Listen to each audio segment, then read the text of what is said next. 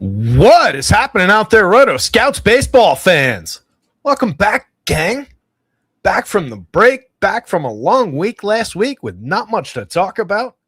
Missed Friday, just got overwhelmed, excuse me. A lot of moving parts on that Friday slate that just took all afternoon to really catch up on with some situational baseball. And we got another big one today, but we're on top of it. Was on it early, took care of a lot of situational stuff going on today for a 14-game main slate. Good to be back. Welcome to the second half, which is secretly the final 38% of the season. About 60 some odd games to go for most of the teams. So the Pirates, Brendan Lau and Nick Gonzalez were on Central this morning talking about it. And I think they said they just, they just played their 100th game. So 62 games to go. Most of the teams in that general vicinity. Crashing toward the trade deadline 2 weeks from today. Should be a really interesting deadline with, honestly, wide open competition outside of a couple spots that have gotten out of hand, like the Dodgers. The American League, tight, a lot of good races. It's going to be a really interesting deadline. Really fun to see what some teams do. A lot of good sellers, too. Some big pieces potentially on the move. Key to watch, I think, is the Tigers, though. Obviously, they've been playing some interesting baseball. They're in a really good spot today. They look like a great go-to option. The home run pick of the day comes from the Detroit Tigers. But if they start falling off a little bit, that puts some big pitching names on the board potentially. I think right now they're going to try and play it out, though. That's what it's looking like. That's what the latest rumors are. Meech is in the chat saying Terry earning his money today for this slate. Yeah, 14-gamer. Should be fun. Getting back to work on this one. Tall Tales here saying, boom, here comes the boom. Ready or not, how you like me now? Here comes the boom. That always, not for whatever reason, because it's prominently featured in the movie, but that puts to mind the, I was going to say terrible, but it's not actually terrible. It's like a watchable, mediocre sports movie. The one where Kevin James is like a teacher and he fights MMA to like make money to keep the art program going or whatever. And Henry Winkler's in it. And Henry Winkler speaks through that song like kind of the way I just did it. Obviously, I didn't do it like the great Henry Winkler because I hadn't thought of it. But it reminded me of that. And I think that movie's called Here Comes the Boom, actually. It's watchable. It's not good, but it's watchable. Not a big Kevin James guy. He's watchable. He's white bread. He's fine. Tall Tale ducking Clint Woods here. Clint Woods saying, hope everybody's having a great day. I agree with that. Ducking saying, one of us getting the 50K today. Love that idea. Let's go grab some top of the board scoring and some top of the board payouts. Speaking of which, congratulations to our guy, Seth. Took down the golf tournament on FanDuel over the weekend for 100K. I think he took another, it was like first and sixth or seventh on his board there. If you missed it in Discord, he posted that board. Let's see.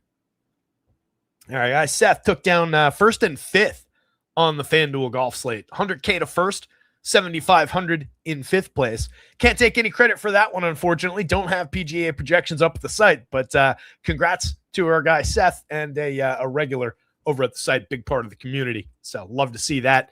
Like I say, guys, when you're winning, drop those screenshots in, whether you get them, whether it's stuff that is from my projections or not.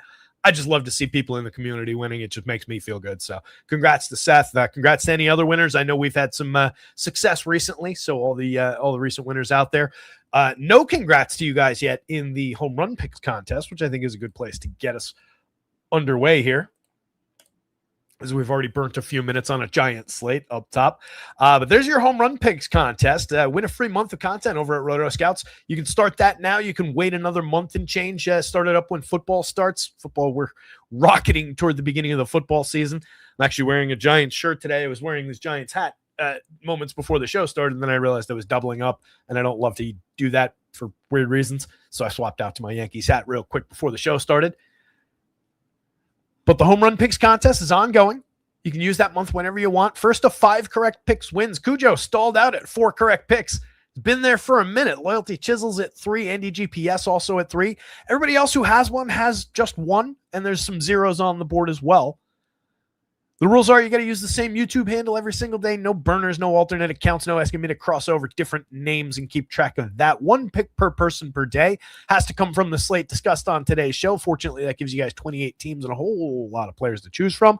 Cannot use my home run pick of the day. We'll get into who that is in a little bit. I already spoiled that it comes from the Tigers. Only 1 Ohtani or Judge usage. Judge probably not going to be back by the end of the contest, but Ohtani going to be featured as the ongoing DH because he is not going to be pitching for quite a while, which we were talking about earlier in the season, and potentially just the risk inherent in having him taking the mound every few days. Good as he is, it's always a risk. And, they're fortunate that it's not an injury that's going to shut him down from hitting, but not going to pitch for a while.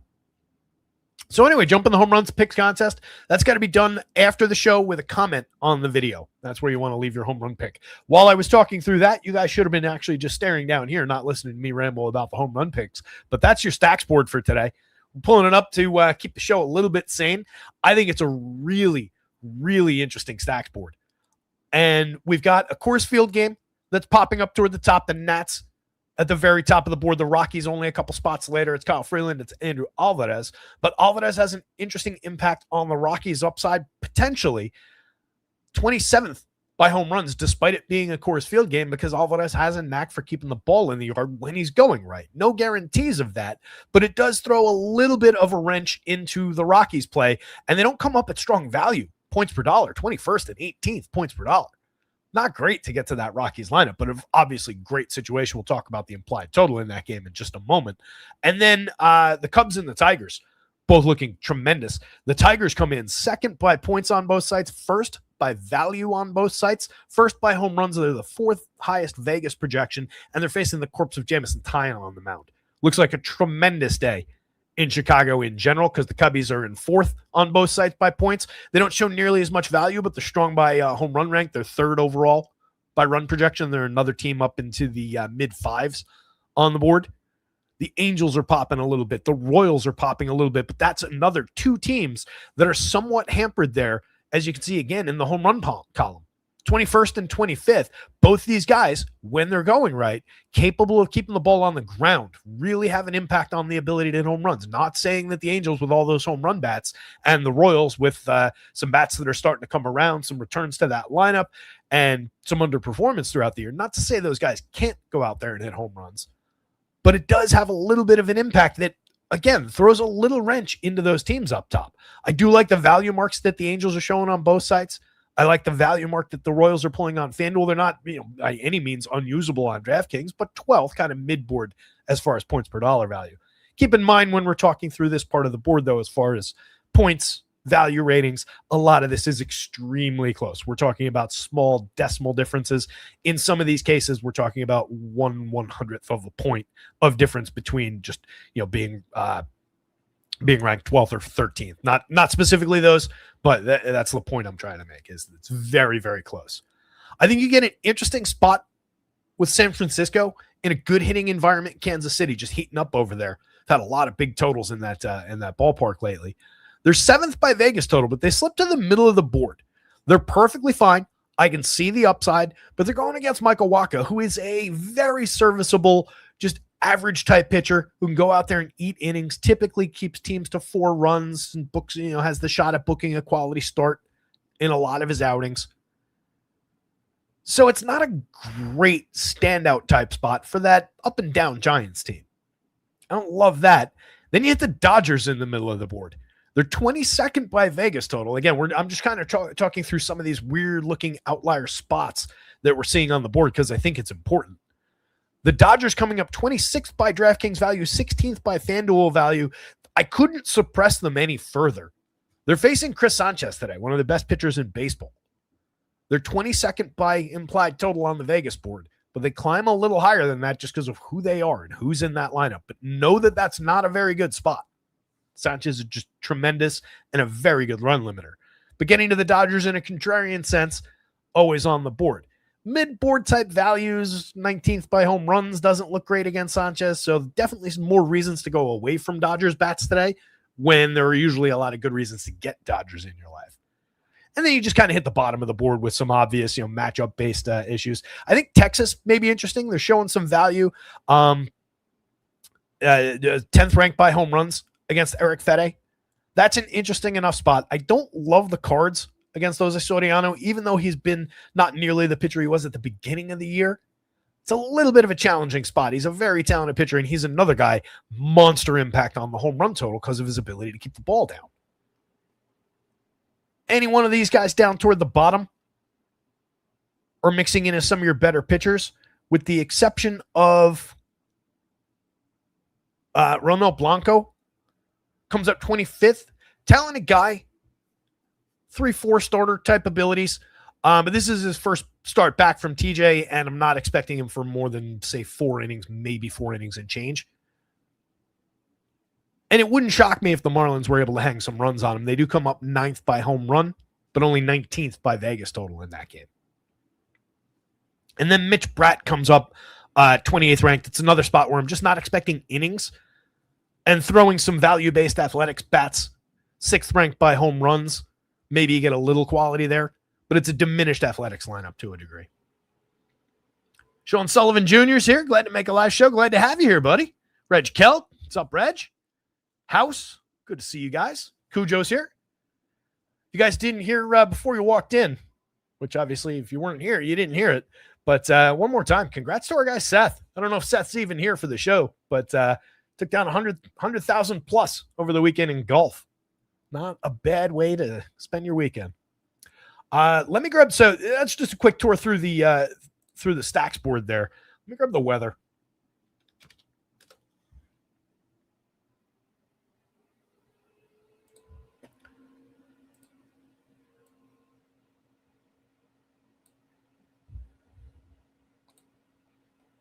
As always, weather is courtesy of Kevin Roth, who's working over at propfinder.app/weather.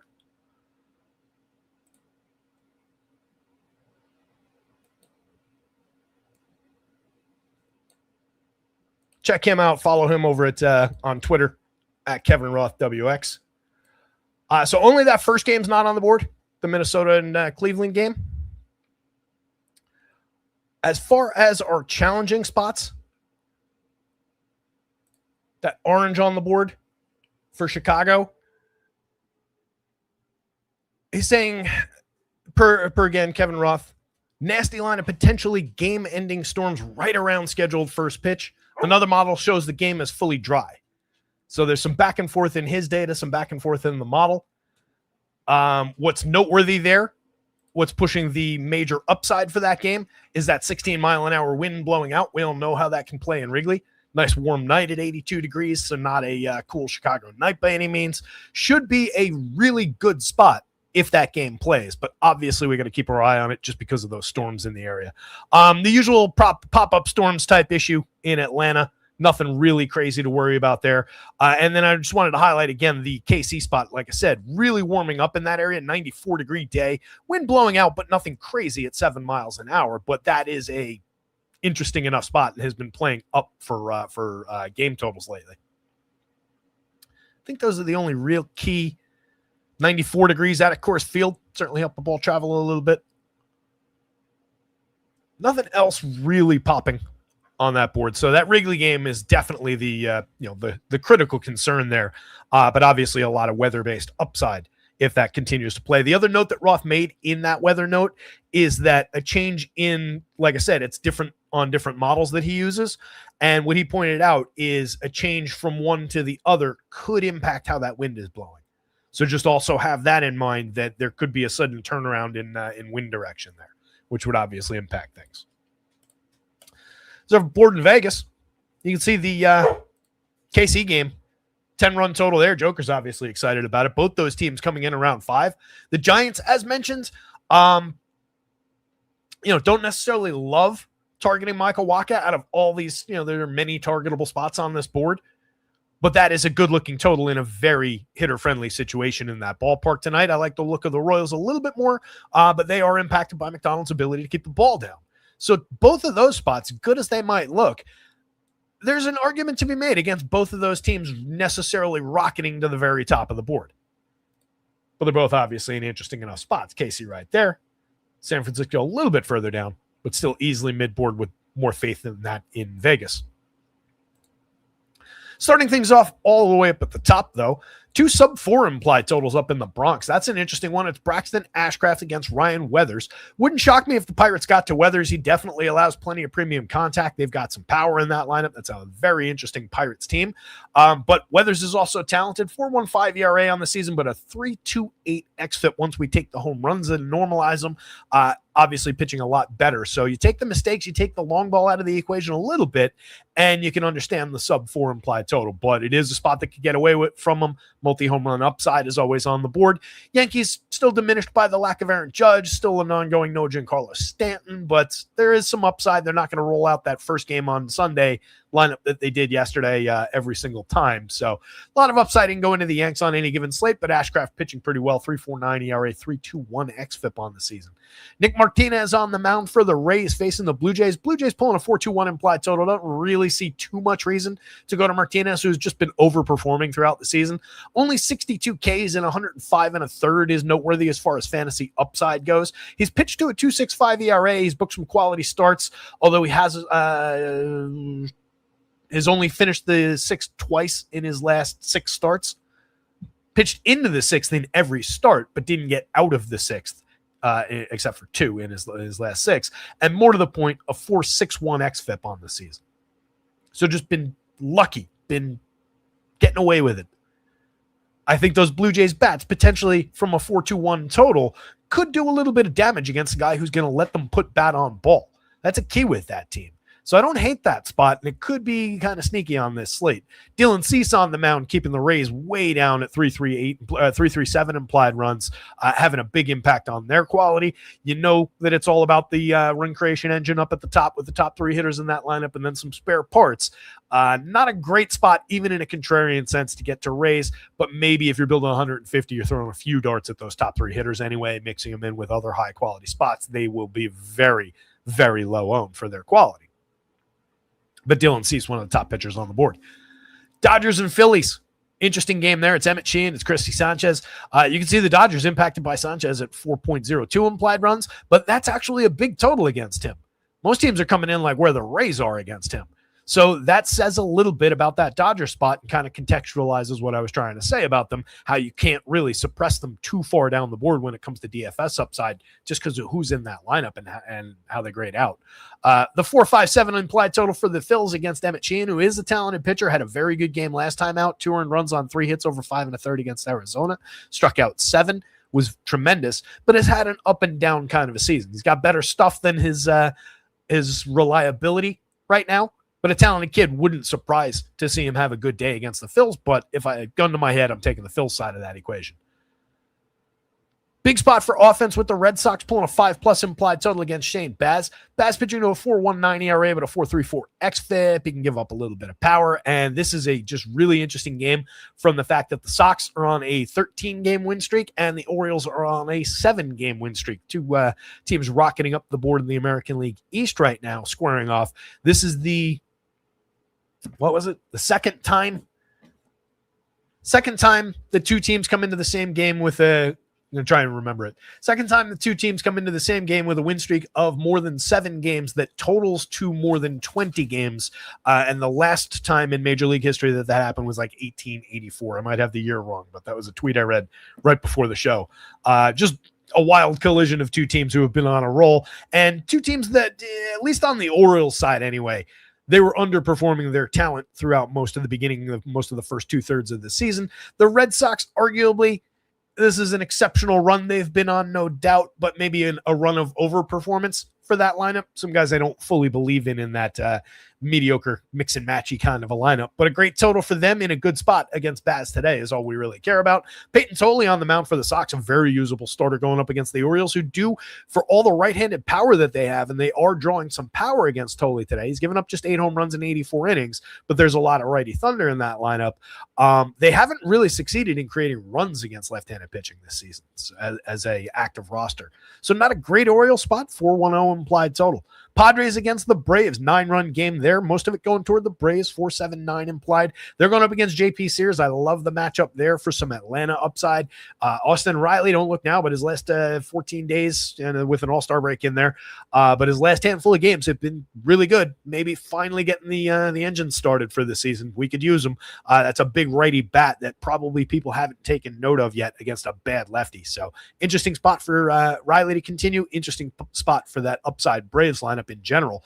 And maybe another team that kind of not goes by the wayside because 4.79 and the bats in that lineup against that pitcher will be something that stands out to people. But with the Coors game there, with the Wrigley game there, with the KC game, maybe we just get to them with the Red Sox, the Phillies. Maybe we get to the Braves a little bit lower on than they ought to be with all that quality in that lineup. Bryce Elder going up against the Padres for the Braves. Mix and matchy kind of pitcher, probably going to be more important to your DraftKings slate. We talked about the KC game. The Mets come in at a terrible total, 3.14 implied. They're going up against Jacob Misiorowski, so that explains that away. Definitely Miz, top of the board, 40-plus point FanDuel projection, like 23 DraftKings point projected with ceiling for more against that scuffling Mets lineup that has been pretty mediocre throughout the season. Obviously, there are a couple superstars still in that lineup. There is quality in that lineup, but Misiorowski's another animal entirely. And then on the mound for the Mets, we've got Freddie Peralta in a revenge spot, but Freddie's been pretty terrible all season long. 4.66 ERA, 4.25 xFIP. Rumors that he might be headed back till Milwaukee in a trade at the deadline. Definitely a pitcher who's going to be on the block at the deadline at worst. But a spot where they're looking for him to have a good start. He'll probably go out and completely fail. I think the Brewers kind of interesting in a mid-4s implied total on the other side. And kind of the same idea as what I said about the Braves. Maybe we get to a good lineup against a struggling pitcher in a really interesting spot where they're going to come up a little bit under-owned for their quality and their run creation abilities. The Rangers are drawing a 4.25 implied total, showing a little bit of power to Eric Fede. Definitely an interesting spot against a mediocre pitcher, 4.95 ERA under his 4.15 xFIP on the season, low strikeout. Going to allow plenty of contact and power upside. Just a 3.33 implied total on the other side of that one for the White Sox because they're facing Jacob deGrom. Stellar option up toward the top of the board, kind of speaks for himself. Jack Flaherty's on the mound for the Tigers going up against the Cubbies. Both those teams in the mid-5s, 5.48 on the Tiger side with tons of power showing, 5.64 on the Cub side against Flaherty. Either on one of those offenses, neither one of those pitchers really matters. Watch the weather again in that one, but it's Jack Flaherty against Jamison Taillon there. The Marlins and the Astros mentioned it is the return of Ronel Blanco. Jensen Junk is also on the mound. He had just come back from the IL, made his first start back on the 9th. Hasn't pitched since then, but presumably, I didn't look into it, presumably through a bullpen. He went 5 that day, which was right around what he was averaging in most of his starts before he got hurt. So I would expect 5 and change from Junk. He's a more talented pitcher than his results tend to be. He's got some interesting stuff. He's interesting across the plus categories, but doesn't find the put away pitch, doesn't find the strikeout going up against a quality Astros lineup with one tremendous option for a home run today in Jordan Alvarez from that lineup. That's not who I picked, though, so I would expect to see him a bunch of times in the home run picks contest. Mid-4s implied total, the Astros are the more interesting part of that game. But don't sleep on the Marlins against Blanco and the bullpen because Blanco's not going to be out there the entire for a very deep start at all. Andrew Alvarez on the mound for the Nats at Coors Field, 5.84 implied total, puts the Rockies well up the board and takes Alvarez away. Kyle Freeland, same deal, going back the other way. The Nationals topping the board, 6.28 implied total and number 1 across the board in stacks. The Reds have Andrew Abbott on the mound. Don't get your Andrews confused today. That could be a big mistake. Andrew Abbott, not a good pitcher, 4.11 ERA, 4.79 xFIP, but 84 strikeouts in 105 innings. He gives you a little bit of depth. He gives you a little bit of 1 in 5 type strikeout upside going up against a up and down Mariners team in a very pitcher-friendly park. Maybe we can make a case for Andrew Abbott for a little bit of value, probably more so on DK, but not an overly interesting pitcher. But again, in a much better spot than the other Andrew is. 4.07 implied on the Mariners side. Usable bats in that lineup for sure, but up and down season throughout. Just a 3.50 implied total for the Reds. Really interested in some George Kirby upside on the other side of that game. Jeffrey Springs against Mitch Bratt, 4.18 against a 4.92 implied total. The Diamondbacks definitely interesting late in the slate against Jeffrey Springs. Bratt has made a couple of starts, 3 innings apiece, was only working 4 innings or so in his last handful of starts down on the farm. So I would expect that we're looking at a fairly short start there. I don't think he's really going to be on the board. Maybe you can target him with some Athletics bats, but a little, again, diminished lineup for the Athletics. And then we round things out with the Cardinals against the Angels. 4-5s implied, 4-5-0 implied, 4-6-0, mid-4s implied on both sides. It's Kyle Leahy, it's Jose Soriano. But again, both those guys somewhat capable of checking the long ball, if nothing else. So that might have a little bit of an impact on the upside for those two teams. But that said, it's not like you can't get a home run out of either of those teams. Home run derby winner Jordan Walker, our guy over the break from the Cards. Obviously a major threat to even Jose Soriano. Some impactful bats on both sides of that one. So usability for sure across that final game. Oy. All right, there's your pitching board. Charlie NM, welcome. Andy GPS welcomed him in. Charlie's stumbled across us for the first time. Charlie, if you scrolling across the bottom of your screen here, you can check out the website. It's rotoscouts.com, and you can actually grab yourself a free week on a weekly plan with promo code TRYME. Just pull up a weekly plan. Use promo code TRYME, all one word, capital T, capital M, like it's on your screen right now. 100% free first week. Get behind the paywall. Use the projections. See how you like them. Use the data, the content. This goes for everybody, by the way. It's not just Charlie, but since he's new here and he happened to leap to my attention there, let's call it out. Typically, Charlie, we are under $1 a day for access to everything that hits the website. Right now, it's baseball only because that's the only thing going on. Unfortunately, I don't have PGA projections. But MLB, NBA, NHL, NFL, every single main slate. For NFL, we cover every single game. For baseball, we're getting most of the side slates on a lot of days. I didn't do projections for like the one game earlier this afternoon or later this afternoon, the Twins and Guardians game. But any meaty, multi-game type of side slate, we're getting most of those. NBA, NHL projections for every single main slate. We also do shows for NBA. Try and cram in as many football shows. Those aren't totally reliable because there's so much to talk about. But Charlie, since you're new here, buckle up. This is going to be a long show. But welcome. Glad you found us. How'd you find us, by the way? Did it just pop up in your algo or what? Always interested in how people are finding us. Spread the word, by the way. Mizorowski, top of your pitching board. Obviously, very, very expensive. That is a spot, I would say him, maybe Cease, maybe Sanchez. Those are definitely spots at those big price tags against not entirely safe opponents where a couple few runs can bend your day against a very deep, very interesting pitching board. So you go out there and, Miz may be less threatened by the Mets than, say, Cease against that just effective run creation that the Rays have put together. Sanchez, obviously under threat from the Dodgers, but just tremendous. He's projected down a few points from those guys to begin with. And 3 runs on him, even if he's booking a quality start, thinking FanDuel-wise, even if he's got an angle toward the win DraftKings-wise, 3 runs, handful of hits, and, some opportunity. It gets ugly really quick, especially on a day where George Kirby slides in third ranked on the board, 9,200, or third projected rather, 92-94.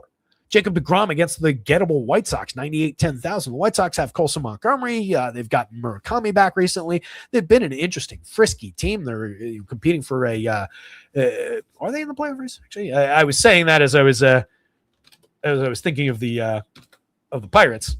Where are the White Sox right now? Oh, yeah, they're leading that division by a game. So they're in the playoff race. Lose track of who's where in the standings when we're always talking DFS. So, not an entirely safe spot for DeGrom, but more gettable was the point. They've got 2 big-time bats and a lot of kids finding their footing in the show. A lot of talent up and down the lineup that's coming through for them. But it's Jacob deGrom, and he's significantly cheaper than the other guys. So you're going to be competing with a lot of options like that, not to mention Peyton Tolley is usable. Both sides of the Yankees-Pirates game could be usable, especially Weathers coming in at a cheap price if you can just fade the home run ball with him. But you can see we're already removed by more than 10 points from where Jacob Mizorowski is, Dylan Cease is, George Kirby, Jacob deGrom. So you're coming down already pretty significantly. But all of that is just to talk about where you could run into trouble just on those prices. Because once we start talking about the top end guys, grab that price, that limits your bats. You're just multiple cascading impacts from one of those pitchers going sideways. It's a nice, healthy middle on this board. As I was just ranting about, Weathers is usable. Ashcraft, I don't love the pricing against the Yankees in Yankee Stadium, but talented guy, entirely usable. Going to be way under-owned by comparison to anybody else in that price range. Waka, I think, is interesting despite the conditions. At 8 on DraftKings is going to be at least a part of the middle type conversation. Maybe you can get away with pairing him with one of the very top guys. That's a gettable Giants team. Even with the wind blowing out, even in the heat. Michael Waka's a talented guy. And they let him run, even if he's gone out there and given up 4 or 5 coming into the 5th inning, 6th inning. There's a lot of starts where they give him the 6th, they give him the 7th. So a guy who can just eat innings can claw back some of those points. It's kind of the inverse of what I was talking about with some of the high-priced pitchers, where he can go out and grab another inning and maybe scrape back a run that he gives up. 9,000, not a great price for him on FanDuel, but 8 is interesting on DK. Don't love Sheehan where he's projected, where he's just kind of in the middle of this board. He is nice and cheap. He does come with strikeout upside, but that's a really threatening Phillies lineup in a decent enough looking spot that I don't want to run off and grab Emmett Sheehan. But at 7,900, if you're looking middle, if you're looking at like maybe a Kirby Sheehan you could get to, 94 and 79, reasonable. Certainly, through here, you could get to some combinations. So he's on the board, but I'm less enthused about that spot than probably Jose Soriano for essentially similar pricing, similar projection against a probably much more gettable Cardinals lineup at the end of the night. I don't love Baz at 85-75, but I can see the usability on DraftKings. Freddie Peralta, kind of the same thing, 82-78. He hasn't really found the upside all that much this year, but 78 is an effective enough price. And maybe if Freddie's got some vengeance in his heart tonight, you can speak to it that way. Obviously, that's not something we're trying to project or quantify. Nick Martinez, don't love it. Again, mediocre pitcher, overperforming dramatically throughout the season against that low strikeout, pesky Blue Jays lineup. I just don't like that spot at those prices. I'd rather get different somewhere else. As mentioned, Andrew Abbott, not a good pitcher, not a guy I really want to rush to get to, but that Mariners team is vulnerable. That is a very, very pitcher-friendly park. 7,600 is a user-friendly price. It's not dissimilar necessarily from any of those guys, some of whom I like better. But a lot of what you can say negative about Andrew Abbott in that spot, you could also argue for Ryan Weathers against Pittsburgh. Jack Flash against the Cubs in that lineup, I don't know. Could have certainly come in a little bit lower on Jack Flash in that spot. I would call this simultaneously probably his median and ceiling projection today. I really don't like that one. I think Trevor McDonald is more than capable of giving you 6 quality innings against that Kansas City team. Again, despite the conditions there, just because of his ability to keep the ball down. So 74 maybe on FanDuel because he has shown the demonstrable ability to book innings and get to the quality start. It's not a safe spot by any means, but it's interesting through the value lens because of how cheap he is. Not a big-time strikeout guy, but a ground ball pitcher who might be able to pitch through those conditions at extreme low ownership because everybody's going to bats in that game. So I could see the argument for McDonald or for Michael Wacha from further up the board. 7,000 is nice and cheap on DK. Elder, you got to hope that the low-end San Diego lineup shows up. They've been more than frisky lately. 81.75, not a terrible price, but again, you're dealing with kind of a mediocre pitcher. I think Jansen Junk, if he didn't have a limitation on innings probably staring him in the face, at 75-63 may be interesting, but it's another spot where that's median and ceiling probably. You're probably not looking at a ton of upside there, and if he's allowing contact to a guy like Jordan Alvarez, those scores could change pretty quickly.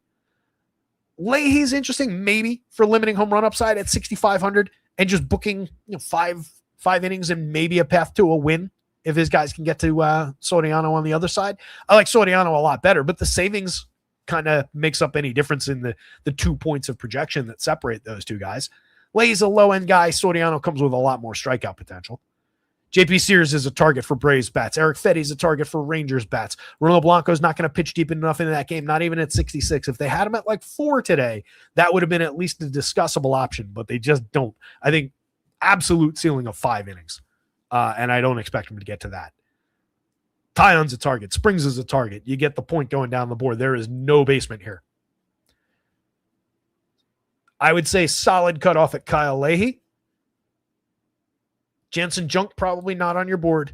Anybody up in this range, though, usable. So again, it's a healthy middle, What you're lacking today on DraftKings almost entirely, though, is the true bargain bin option. It's Kyle Leahy, and you're gambling with anybody else. And Kyle Leahy is not even a really good option. So it's a tight pitching slate.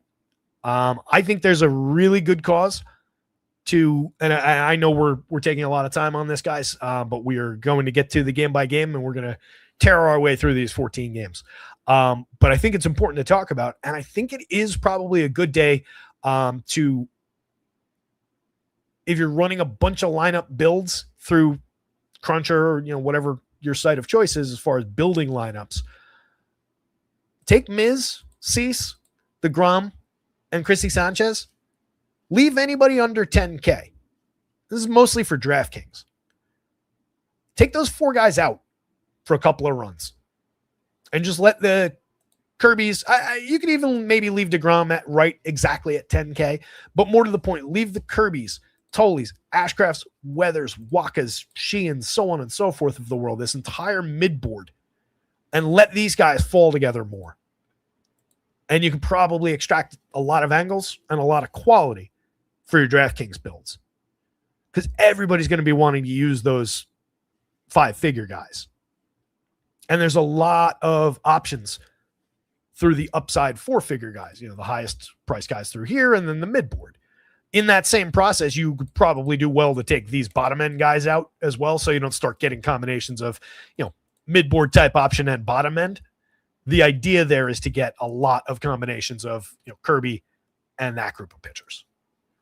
And then you put these guys back in for most of your runs, right? This is just for a couple of builds so that you have a representative sample of what it looks like if these guys do go bust, and you have combinations that work through that. So I think that would be an important way to build lineups today. With that in mind, speaking of lineups, let's hit the lineups button. When I hit the lineups button, you guys hit the like button if you haven't already. Down toward the bottom there. As you're going down there, take note of the things scrolling across the bottom of your screen. As mentioned, free first week on a weekly plan anytime with promo code TRYME, all one word, capital T, capital M. A couple lineups just came down. And enter the home run picks contest. Yankees lineup on the board going up against Braxton Ashcraft. Yanks pulling a 3.86 implied total, not exactly rocketing up toward the top of the board. Still judgeless, still no Stanton, but obviously a team that can do some damage. I think it's really interesting to consider the later lineup lefties that people don't like getting to. Ashcraft has a moderate fly ball trajectory to him, 13.3 degrees average launch, but he's been missing the barrel. 6% barrel rate is very, very good. But you can see it right here where the home run upside could come from. 41% hard hit, a little bit above our threshold. 90.3 miles an hour of exit velocity on average, a little bit above our threshold. These Yankees have some astoundingly good home run hitters still in this lineup.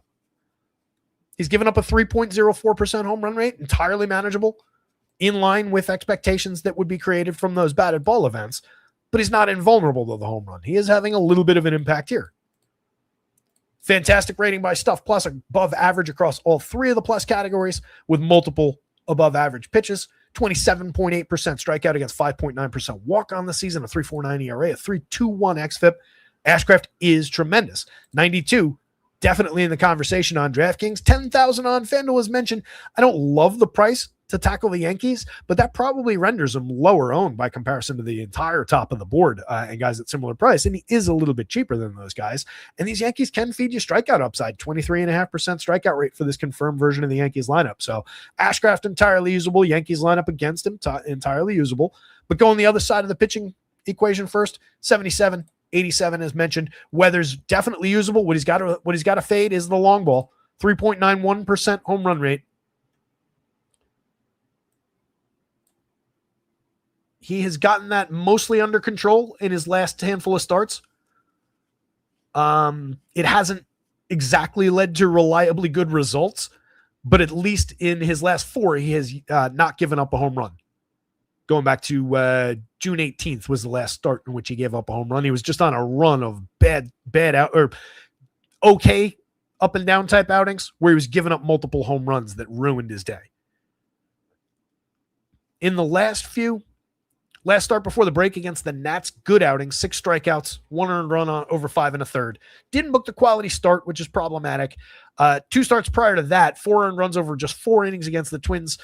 Pair of earned runs, but 5 total runs on 7 hits, and was out of the game over just an inning and 2/3 against the Tigers. But a good start against the Tigers the start before that. A good start against the White Sox, in which he did allow a home run, but struck out 8 the start before that, and the home run was the only earned run he allowed.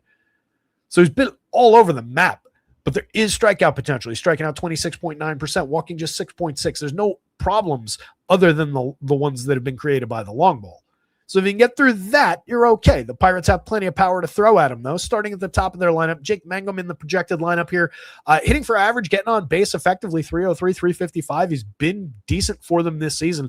We saw a smaller stretch of quality like this last year out of him. Continue to not think he's a ongoing real piece of quality. You can see a little bit of that in the 286 xWOBA under his 326 actual. That's a big dramatic difference. 326 barely above average, 286 way below. So eventually he's going to go bust, but any given slate, especially if he's leading off ahead of guys you want to get to, it's an interesting enough piece with multi-category skill set.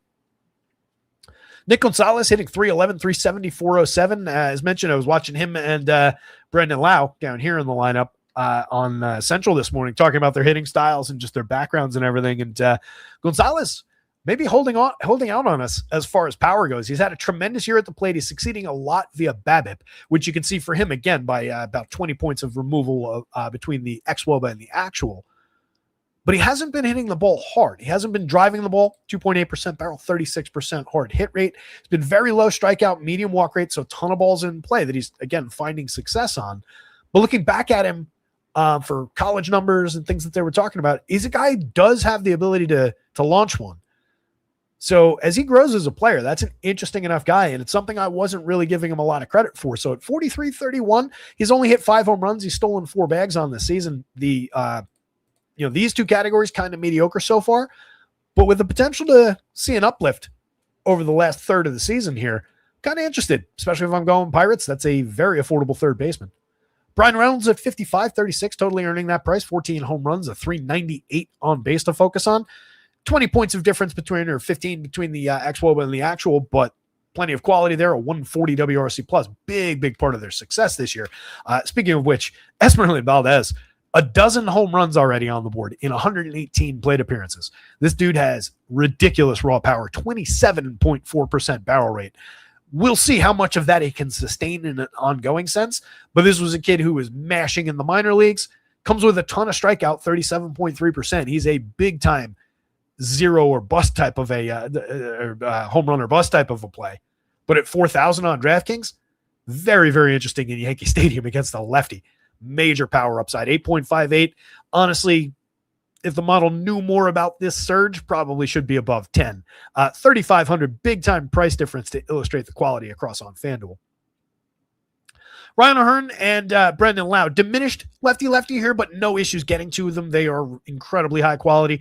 If Weathers is allowing the premium contact, there's nothing to say that either one of those guys couldn't go deep in Yankee Stadium against him.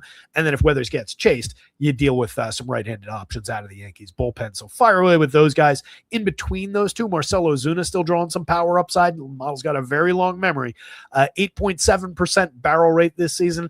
Mediocre, especially down for him, but not entirely off the board power-wise. He's only hit 8 home runs. He's only made 254 plate appearances. There's not a lot left in Marcelo Ozuna, but any given slate upside in that spot in the lineup if he plays today. Jared Triolo and Henry Davis mixers down toward the bottom of the lineup. Both guys very cheap. Davis giving you a little bit more upside in terms of fantasy quality with those 8 home runs, but neither guy's been particularly good. 75 and 64 WRC plus. On the Yank side, Trent Grisham remains pretty affordable at 4,200, 3,100. He's hit 11 home runs in 316 plate appearances. I think more interestingly than that, gets on at a 332 clip right ahead of Ben Rice, Paul Goldschmidt, Cody Bellinger, Jazz Chisholm, and so on and so forth. It's a very good table setter, if nothing else, and he's got more quality. We saw a lot of it last year. You can see it standing out in his batted ball events. Tremendous across the board. The barrels are down somewhat this year, but similar to 2024. And the on-base skills, 357 xWOB under his 331 actual. We've got a lot to work with in Trent Grisham at a very good price in the outfield. Lefty to throw at Braxton Ashcraft, but again, Ashcraft has been tremendous. Ben Rice, Easy, no-brainer if you're going Yankees, you're including Ben Rice, and his 29 home runs is tremendous. 165 WRC plus on the year. He is somewhat overperforming at his 407 actual WOBA, but his X is 386, so there's nothing to worry about. Paul Goldschmidt, price coming back down at 38, 3,000, 15 home runs on the board in 270 plate appearances, but has kind of come back to earth after that ridiculous surge that he was on. Still a very, very playable option from those prices on any given slate, though. Solid in the middle of the Yankees lineup amid all those lefties as well. Cody Bellinger, former MVP, All-Star, tremendous upside. All-Star game MVP, right? 11 home runs, 10 stolen bases, a 345 on base, 116 WRC plus, big time lefty bat. Jazz Chisholm went deep yesterday to win the second game of the Sunday slate, salvage a game for the Yankees. 9% barrel, 41% hard hit for Jazzy this year. Hasn't been all that great in terms of actual baseball, but in terms of filling all the categories for DFS, for fantasy in general, 14 home runs, 26 steals. You know, the on base, we need to push up everything about the slash line, everything about the contact he's making this year, dramatically down as far as barrels and hard hits go. But the counting stats are still there. The DFS quality is still there. He's very usable across positions on FanDuel. Second base only at 4,300. Totally fine on DK. Jason Dominguez, 5 home runs, 6 stolen bases, a very mediocre slash line over 152 plate appearances. Interesting enough just for the power that he can flash. But if I'm going down to that part of the Yankees lineup, I consider Ryan McMahon more interesting.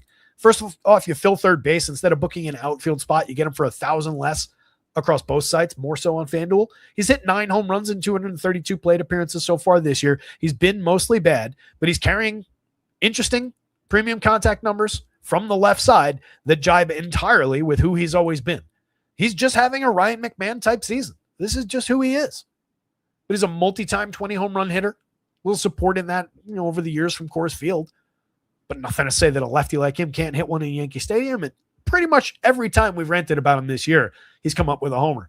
So don't rule out Ryan McMahon if you're going to the Yankees, but that's not a draw to go to the Yankees again against a good pitcher. Austin Wells, Jose Caballero down toward the bottom of the lineup. Wellesley has been pretty bad this season. You're just looking for one good piece of premium contact from a very, very cheap catcher at 2,100 on DraftKings. He's only hit 6 long balls in 226 plate appearances. Last year he had 21 in 448. And then Caballero fills some categories. He's up to 10 home runs on the season. Weird outburst of power. 23 stolen bases. Led the league in steals last year. This probably goes Ashcraft, Weathers, but he's closer to the two teams. Yankees slightly above the Pirates.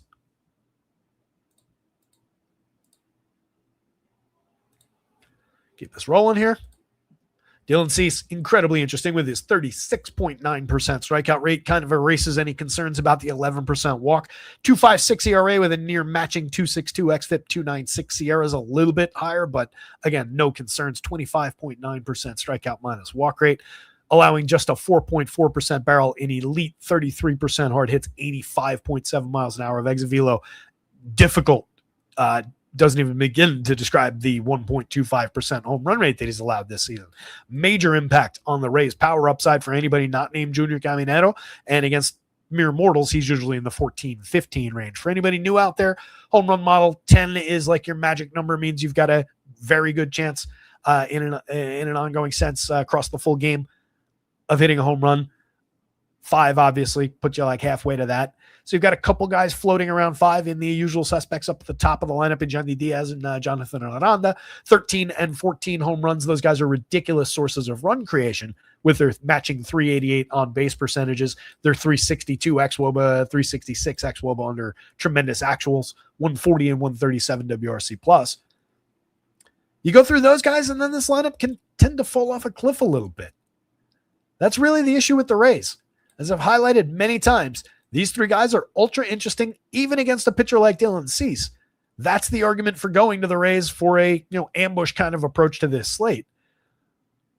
But a pitcher like Cease can really go out there and dominate the last 6 hitters in this lineup, the Sed Mullins, Chandler Simpson, Victor Messas of the world. And that gets problematic to this team's upside. Because as we've talked about, these guys do their thing with reliability.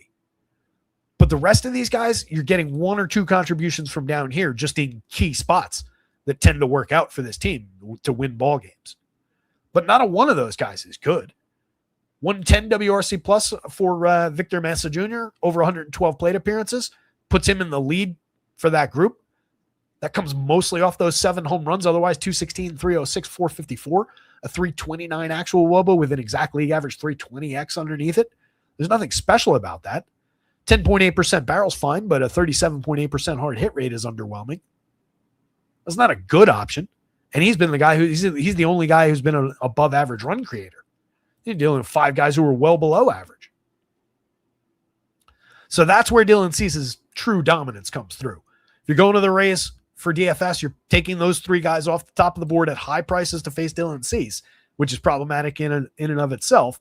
And then you're taking 2 mediocre options from over here. Maybe it is just a 3-man on DK with the 3 most obvious guys. But that would be the way that anybody who rosters the Rays would probably do it.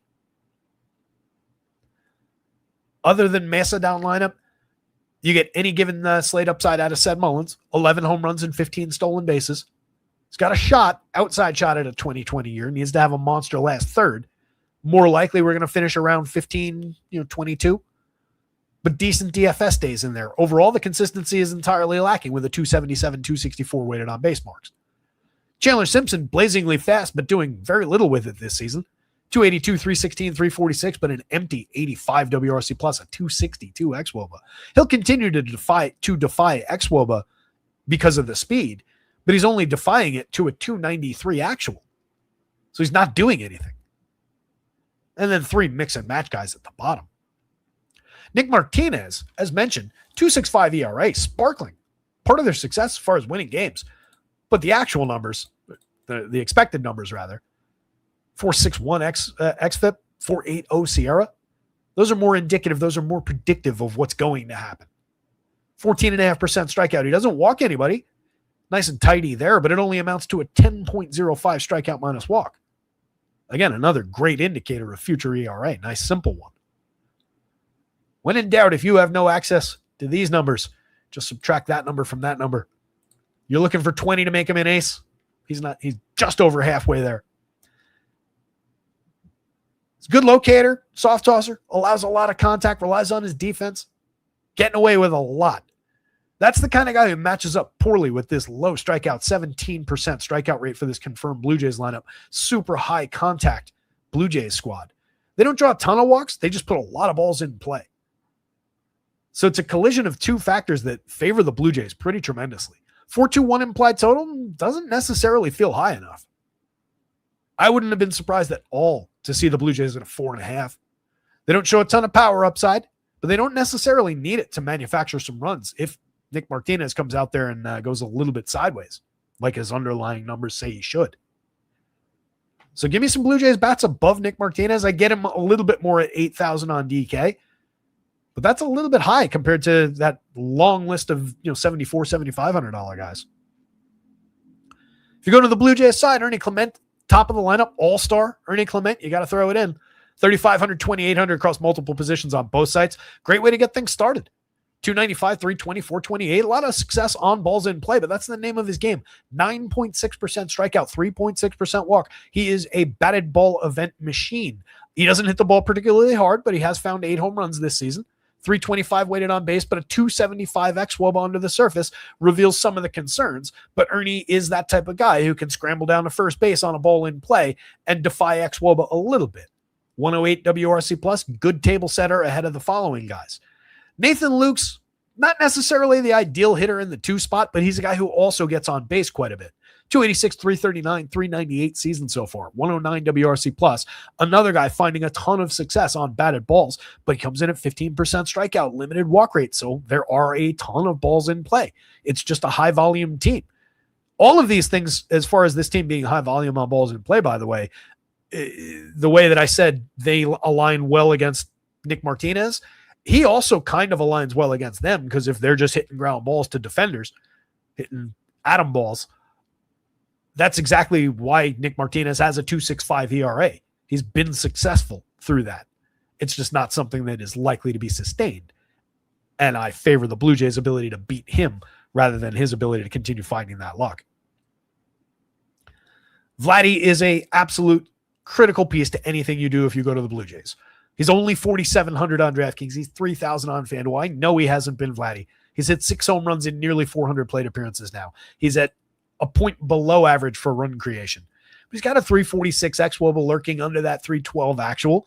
He's made frequent contact at a decent clip, 44.3% hard hit. That's down significantly for him. More concerningly, the barrels have been like cut in half with an ongoing diminishment in power. He's still getting on base a lot. He's driven in 41 in 399 plate appearances. I wish he had the 62 RBIs so I could talk about that Kaz Akamoto does a few spots later from just some guys being on base and capitalizing on opportunities. But he does get those opportunities. He should see much more success going forward than we have seen from him up to this point. And he's cheap. Springer is cheap too at 37, 3,000. He's hit 10 home runs, stolen 6 bases and 301 chances. Missed a little time, kind of an on and off season. That resurgence that we saw last year might have been the last gasp for George Springer, but any given slate upside, another guy sub 20% strikeout, nearly a 10% walk rate, gets himself to first base and is part of the run creation machine here. 4,200, 3,300 for Kaz Akamoto with his power, the one true power bat on this team right now. He's got 22 homers if you haven't been paying attention. 14.3% barrel, 46.8% hard hit on the year. Dude's been tremendous, 114 WRC plus. Dalton Varsho, a mix and match lefty, but another guy, sub 20% strikeout rate. Akamoto, by the way, the only strikeout problem here, 30.6%, but more than makes up for it with that power upside. Varsho is a clickable piece. Alejandro Kirk is a really interesting catcher from the upside that we've seen from him in years past and from his ability to limit strikeout. He's drawing walks this year, up by 2 and change percentage points over years past, but very low strikeout. Again, high volume of balls in play. That's a very cheap price for a quality catcher. This year, 107 pretty bad plate appearances so far. Hasn't really gotten the engine going. Andres Jimenez and Miles Straw at the bottom, just guys who can put the ball in play for cheap prices at their positions, mix and match type talents. Dylan Cease with a bullet. Blue Jays bats. Nick Martinez, Rays bats. And it's probably Nick Martinez on DraftKings, Nick Martinez on FanDuel as two separate entities. Just skip that Dodgers-Phillies game for no good reason.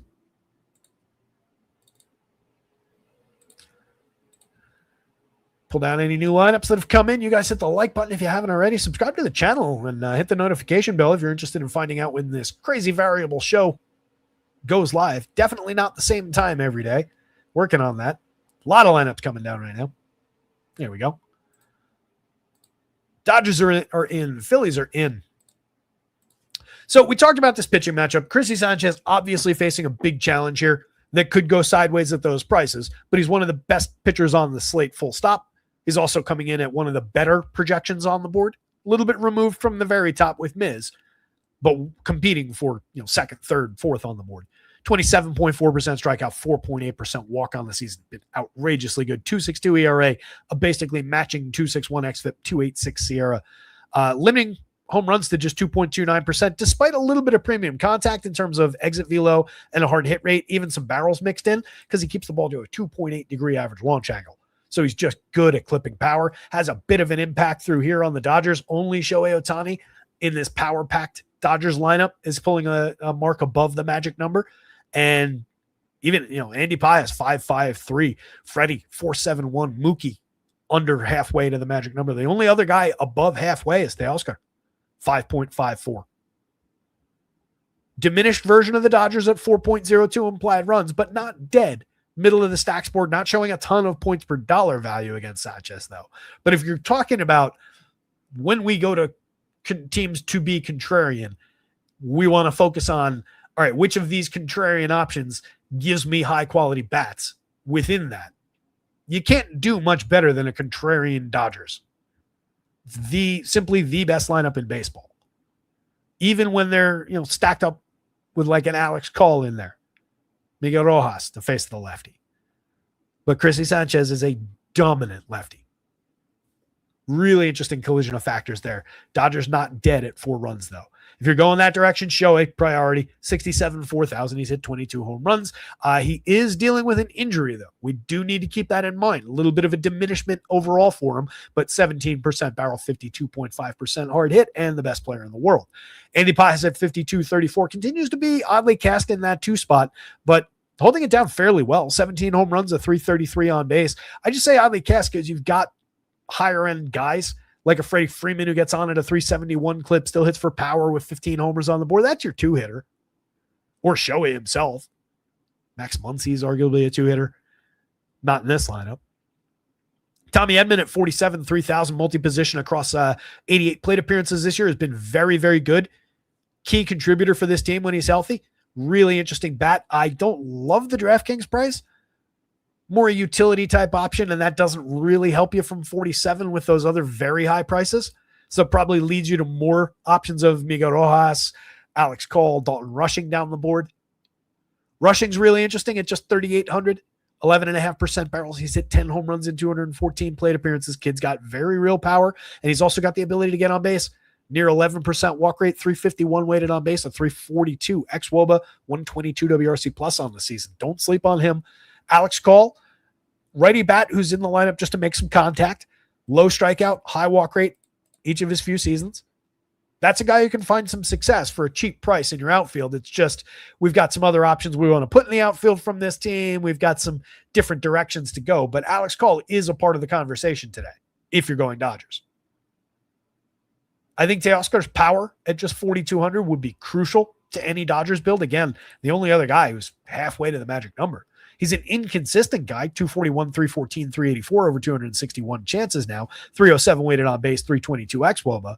But I need somebody to cash in if the rest of the lineup succeeds up ahead of him. Not a great spot to be the Dodgers. But again, you got tons of playability around Mookie for 5, especially at 29 on FanDuel. That's an interesting bat. 11 home runs on the board, otherwise pretty mediocre season or pretty poor season. 300 weighted on base, 326 xWOBA, but there's definitely life in there as far as just game-to-game power and tremendous upside. Still only strikes out 11.8% of the time, so balls in play. It's the name of the game today. On the Phillies side, Emmett Sheehan, interesting pitcher, 26.6% strikeout against a 7.4% walk, closing in on that magic number of 20 in the strikeout minus walk category. You can see how that leads directly to a 3.91 xFIP, 3.67 SIERA under his 4.81 ERA. This kid is much, much better than that ERA would lead people to believe. So I think you do have the opportunity to pick him up at lighter ownership, but it is not a good spot with the Phillies coming in at a 4.58 implied total, and they have the opportunity to mash against the one thing that's really been costing them and the main culprit for that ERA being a full run higher basically than the xFIP, and that's the premium contact. He's a fly ball pitcher, 20.9 degree average launch. Nothing we can do about that. But 9.7% barrels problematic, 39.4% hard hit, and 89.4 miles an hour of exit velo. Not great. Slightly below our threshold, but close enough to them that the 4.29% home run, entirely believable. Once he cleans that up, this kid turns into an ace. So watch out, world, but maybe not in this spot. 79 on DraftKings puts him on the board. 83 on FanDuel is a lot more limited. So much more a part of the DraftKings SP2 conversation. I think between all the four factors in this game, Phillies bat, well, no, Chrissy Sanchez probably the top mark, but Phillies bats is probably number 2 and probably actually the most reliably playable thing here. There will be a very solid handful of times out of 100 if you run this where the Dodgers beat Sanchez and knock him off the board at those prices. Probably less so that the Phillies fail completely against Sheehan. You get the power upside out of Schwarbs, out of Harper. You get some really interesting bats up and down this Phillies lineup, and they probably aren't going to be as highly owned as they ought to be. 49.31 for Trey Turner remains effective enough price-wise. Not having a great year, but 12 home runs, 17 stolen bases, a whole bunch of runs scored, hitting where he does in the lineup. Imagine if he was getting on base at better than a 300 clip. He's at 292 right now. Really problematic overall year, but the price is right. The spot in the lineup is fantastic. Schwarber and Harper both well above the magic number, 16.95 and 11.75. Two of your more likely home run hitters on the year. 53 combined home runs on the season. Just absolutely tremendous, especially in their home park. Alec Bohm at 29.27. He's got 12 home runs on the year. Disappointing slash line at 219, 279, 361. But he's been a lot more effective over the last couple of months. 5.4% barrels come up a little bit, 41.8% hard hit. Still not where he was last year, not where he typically is, but he's low strikeout, low walk rate. So again, ball's in play. And from the heart of the lineup, if Schwartz and Harper aren't homering, both guys get on base at a 360 plus clip. So a lot of opportunity for Alec Bohm to cash those tickets. Brandon Marsh sees those same opportunities as well from where he hits in the lineup. 4,200, 3,100. Nice effective price for an all-star. 9.1% barrel, 44.9% hard hit. He's always had that in his game. 293, 332, 476, 15 home runs, 8 stolen bases, paying off the on-base percentage this year. And the price hasn't really gone up. He's been tremendous. 117 WRC plus. This is just him at peak form as far as success on his batted ball events, success on balls in play. When he's doing that at such a high clip, it creates all this production. You can see a little bit of the overperformance in the 347 weighted on base against just a 318, slightly substandard, below average ex-WOBA. So at some point, he probably does slip, normalized to the Brandon Marsh that we've known. But that guy has always been a very effective DFS option for a fair price in the outfield. So even if he starts to slide again, there's nothing wrong with that guy because his price hasn't gone up. Bryson Stott, mix and match piece at second base with a little usability from the left side against a righty. JT Realmuto, lower end as far as the catcher, but the price is way down. Not a lot to talk about with Realmuto's line this year. The only 7 home runs, not a ton of production. Gabriel Rincones Jr. at 2,224. There's power in his bat, 9.8% barrels in a small sample of 76 opportunities so far. Not a lot of production, but has hit 2 home runs. As a mixer at a very cheap price, as a 5th man into a Philly stack, if you're choosing to target Emmett Sheehan here, you could see the argument to be made for just a fly ball. Get me one good piece of contact in the air, and I'll take my chances at the home run in this ballpark. So I think Rincones probably a bigger part of the conversation than Stott or Realmuto there. It gives you, and Justin Crawford hasn't found a ton of success, but he's found more reliability than Rincones has given you so far. So from 3,000, he's also in this conversation. But let's say we do take Rincones. I think we are there, right? That's a very obvious, like, tour through the core there. 41.20 a piece. The 5-man cost 20,600. That with like a middle pitching option probably gives you a shot at a fairly robust 3-man to go with this. It leaves Trey Turner out, which I don't love, but taking the double discount on Alec Bohm, Brandon Marsh's fair prices to offset the high prices of Schwartz and Harper a little bit, I think that's probably your most effective way to build that Phillies 5-man. I would be very interested in that if I was choosing to go Phillies on DraftKings. Chrissy Sanchez, Phillies bats. Emmett Sheehan, price is right. That's a good price for Emmett Sheehan. More a part, again, of the DraftKings conversation, though, than the FanDuel one. But does have upside based on the strikeout potential. Just needs to fade the long ball. 14.4% swinging strike rate to illustrate the quality of the stuff, by the way. So, yeah, Sheehan. And then Dodgers bats bringing up the bottom for a change.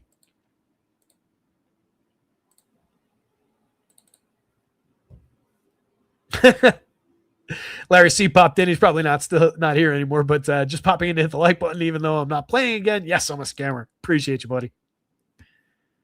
Greg B. and Cone saying huge scores on this week over the weekend. 300 on FanDuel. Yeah. Anytime you see FanDuel crack the 300 line, it's been a pretty wild slate. Had some interesting ones in our return to action after the break. A lot of that is the heat and just some of those big run condition spots that we're seeing popping up on the Vegas board. Powered One says Pitt dropped Ozuna to 6th.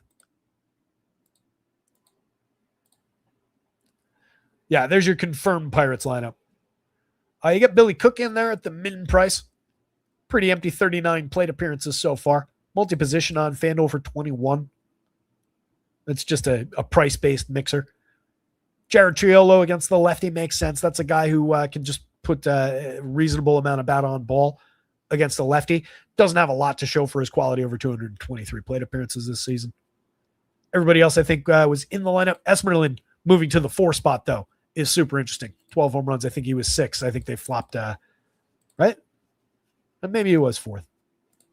Either way, that remains a really interesting piece. Oh, you know what it is? No Brandon Lau against the lefty. Lau sitting. Oh, no, there he is. Never mind. Scratch that. He's 2nd. I was looking down lineup. He's actually in his typical spot. So actually a improved spot for Brandon Lau. The two guys who were on the show this morning, hitting back to back.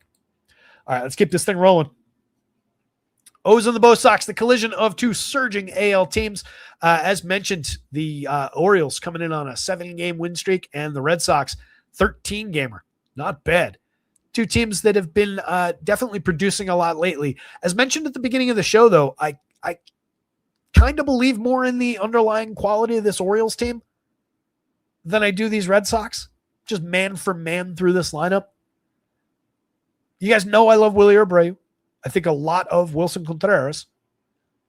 And then what do we really have if we're talking about the Red Sox? I'll do this while I go on this rant. I won't actually hold my hand up there, but you get it. This is not coming from the Yankees fan in me. This is coming from the baseball analyst here. Other than those two players, you've got an underperforming by a pretty dramatic margin against his career standard, Jarren Duran. Duran over 391 plate appearances this year, a 59 WRC plus, a 262 actual WOBA that is offset by 30 plus points by his ex-WOBA, but that's only 295. You're still talking about 25 points below average. 190, 254, 340. Where have you gone, Jarren Duran? But he does give you quality through the counting stats. He does give you upside against a middle of the board type righty. Low strikeout righty. So he's your probably third most important man after Willier, who had a monster weekend, by the way. Up to 15 home runs, multiple double home run days over the weekend. It's a lefty bat we've just loved for a long time around here because of his ability to just put good wood on the ball. Having a great year, 264, 337, 458 in general, but it's nice to see the power return a little bit. Wouldn't be surprised to see Willier go on a big run through the final third of the season. Anthony Siegler, light contact, just frequency of contact, mix and match type guy, 256, 330, 407. Getting on base, creating runs at a 103 pace, even has a 5/100ths of a point of ex-WOBA to go. But that's a mediocre mix and match type option if we're being honest about things. Just a very good spot in this lineup. The overperforming version of Ceddanne Rafaela, who we have seen this in shorter stints time and time again, and just know that he comes crashing back down to earth. And you can see that right here again. I hate to keep harping on this, but 285 ex-WOBA under his 333 actual. There's a massive difference there. He's a guy who stuffs categories, always has, but there's going to be a big dip at some point in that 281, 326 unless he continues to defy expectation through the close of the season. Masataka Yoshida, mix and match quality line drive hitter, 267, 343, 401. One of their better actual players, but not a major piece for DFS. What he is a frequent contributor of balls in play, line drives, low strikeout, medium walk rate. But he's 3,000, 2,700 in the outfield because he's, just middle of the board. Caleb Durbin on a nice surge. He's up to 9 home runs, 11 stolen bases, and long way to go to find quality. Still only an 89 WRC plus on the year, a 304 weighted on base, 285 ex-WOBA, but I believe 8 of those 9 home runs came last month. So somebody to keep an eye on, but I'm not really buying into any kind of power surge the same way I wasn't buying into people's expectations for Caleb Durbin coming into this season, because look at the contact he makes. He's just a light hitting balls in play type guy. And people were expecting him to turn into 25 home run type hitter. I just don't see it. I think he's had a nice little surge here. Slowly normalizing his season. In play if you're going to the Red Sox, but I don't know. Not a draw. Connor Wong, Sung-Chae Cheng, 2,100, 2,600. Is that a successful 38 plate appearances so far? But come on. It is Shane Baz on the mound, 20% strikeout on the season, just 9.3% swinging strikes, allowing 41.4% hard hits and 90.3 miles an hour of exit velo.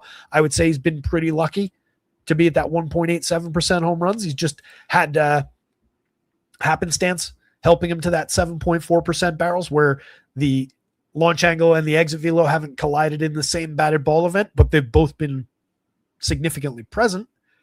So you can see the Red Sox extracting a little bit of power, again, particularly a guy like Willier, guy like Wilson, all those barrels and hard hits. But then you're just dealing with a lot of dice rolls They've just been coming up positive for the Red Sox. They've been rolling a lot of, if you're a D&D person, a lot of nat 20s lately. On the Orioles side, you get just better bats. Even this version of the lineup, which is a different version, they're going up against a high-quality lefty in Peyton Tolley. He comes in with a 25.5% strikeout against 7.3% walks, 3.11 ERA, but a 4.03 xFIP, a 3.82 SIERA.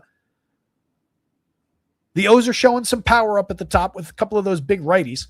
Taylor Ward with a 10.17, just over the line in the model. Even though he hasn't been barreling the ball, finding the hard hit this year, he's only totaled out to 7 home runs. Model's got a long memory of his previous seasons of a lot of home run hitting. 21 homers on the board for Pete Alonso with a ton of premium contact. Puts him easily in the conversation if you're choosing to target Peyton Tolley. 13.17 leads the team in the home run model. And they get a couple of guys with usable home run marks. But Tolley hasn't been giving up the hard hits, hasn't been giving up the exit velo. What he does give up a lot of, and I think is having a little impact here, is fly balls. 19.2 degree average launch angle. Fenway could play up a little bit of power here. Tolley, very, very good in the mix at the top of the board at these prices at 87, at 95. I'd call him a high priority pitcher. And you can see the Orioles run creation mark, just 95 for the active roster over 974 plate appearances. Again, across the full active roster, not this lineup, but just a 95 WRC plus on the season against lefties. And overall, only 2 guys in this lineup above average run creators. So not a great spot to be the Orioles. 4.10 implied total for them. I think the Red Sox at that 5 are the more interesting one as far as Vegas is concerned. But I still get drawn to these Orioles. After Ward and Alonso, you get Gunnar Henderson. Lefty, sure. Limited output this season, but monster power. We know what the pedigree looks like. We know what the talent looks like with Gunnar. So my hope would be that he comes up under-owned at the 53, and especially on FanDuel at the 3,000. 8.70, not dead in the water, home run upside-wise. You get Tyler O'Neill against a lefty. Going back to Fenway, 2,500, 2,400. Tyler O'Neill, when healthy, is an absolute masher.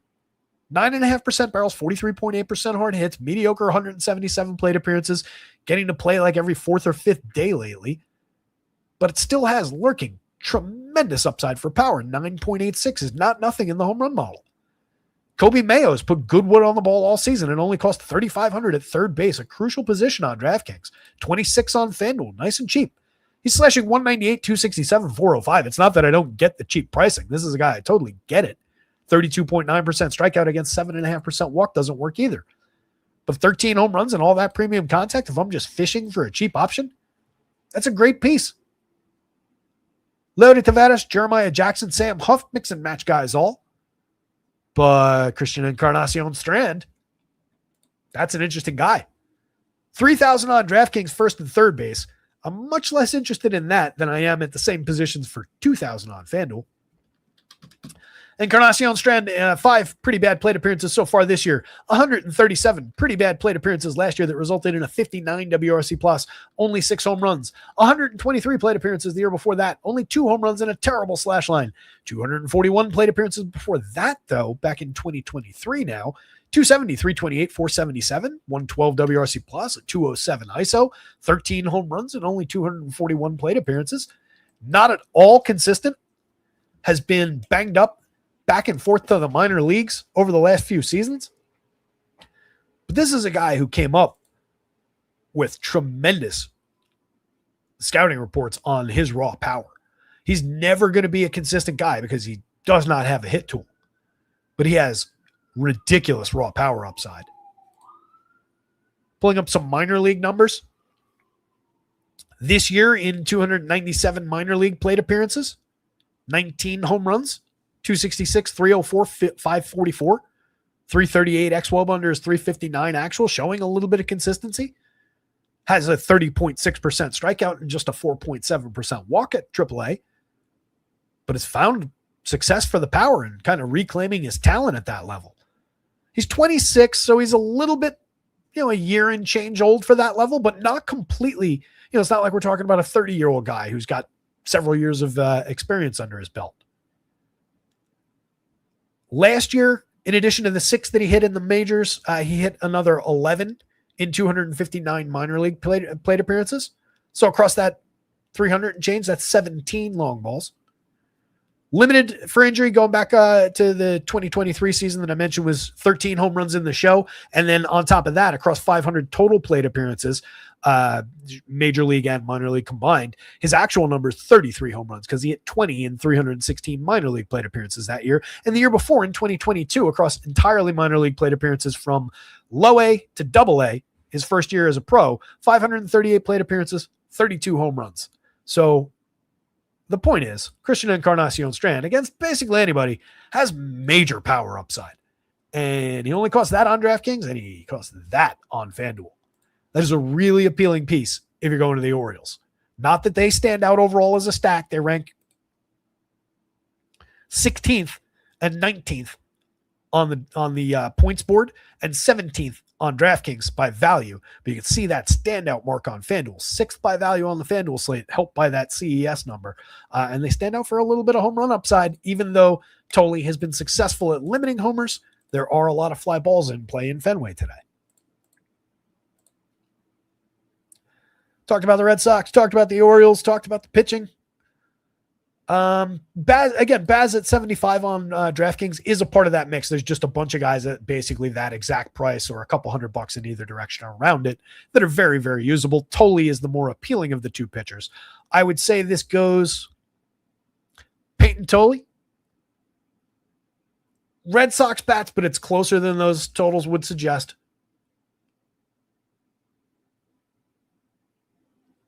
Shane Baz on DraftKings, Orioles bats, Shane Baz on FanDuel. But it's tighter than it might seem like.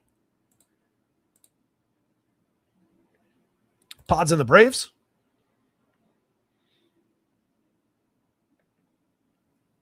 Powered one. I guess that was you, buddy. Powered one is power for anybody who was wondering, our old pal. Says Rushman on the IL makes Tolley look better. Yeah, look, again, that just the fact that the Orioles haven't been good creating runs against lefties, despite the presence of some intimidating right-handed bats in that lineup all season, speaks to Tolley's upside and just his quality in general, his ability to limit the long ball.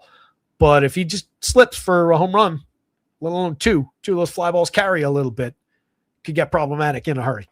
Padres bats 4.32 implied total, been a little bit frisky around a resurgent Manny Machado, 4,400, 3,000, up to 19 home runs. Still sub Mendoza when it comes to batting average. At sub 300 on base isn't doing anybody any favors.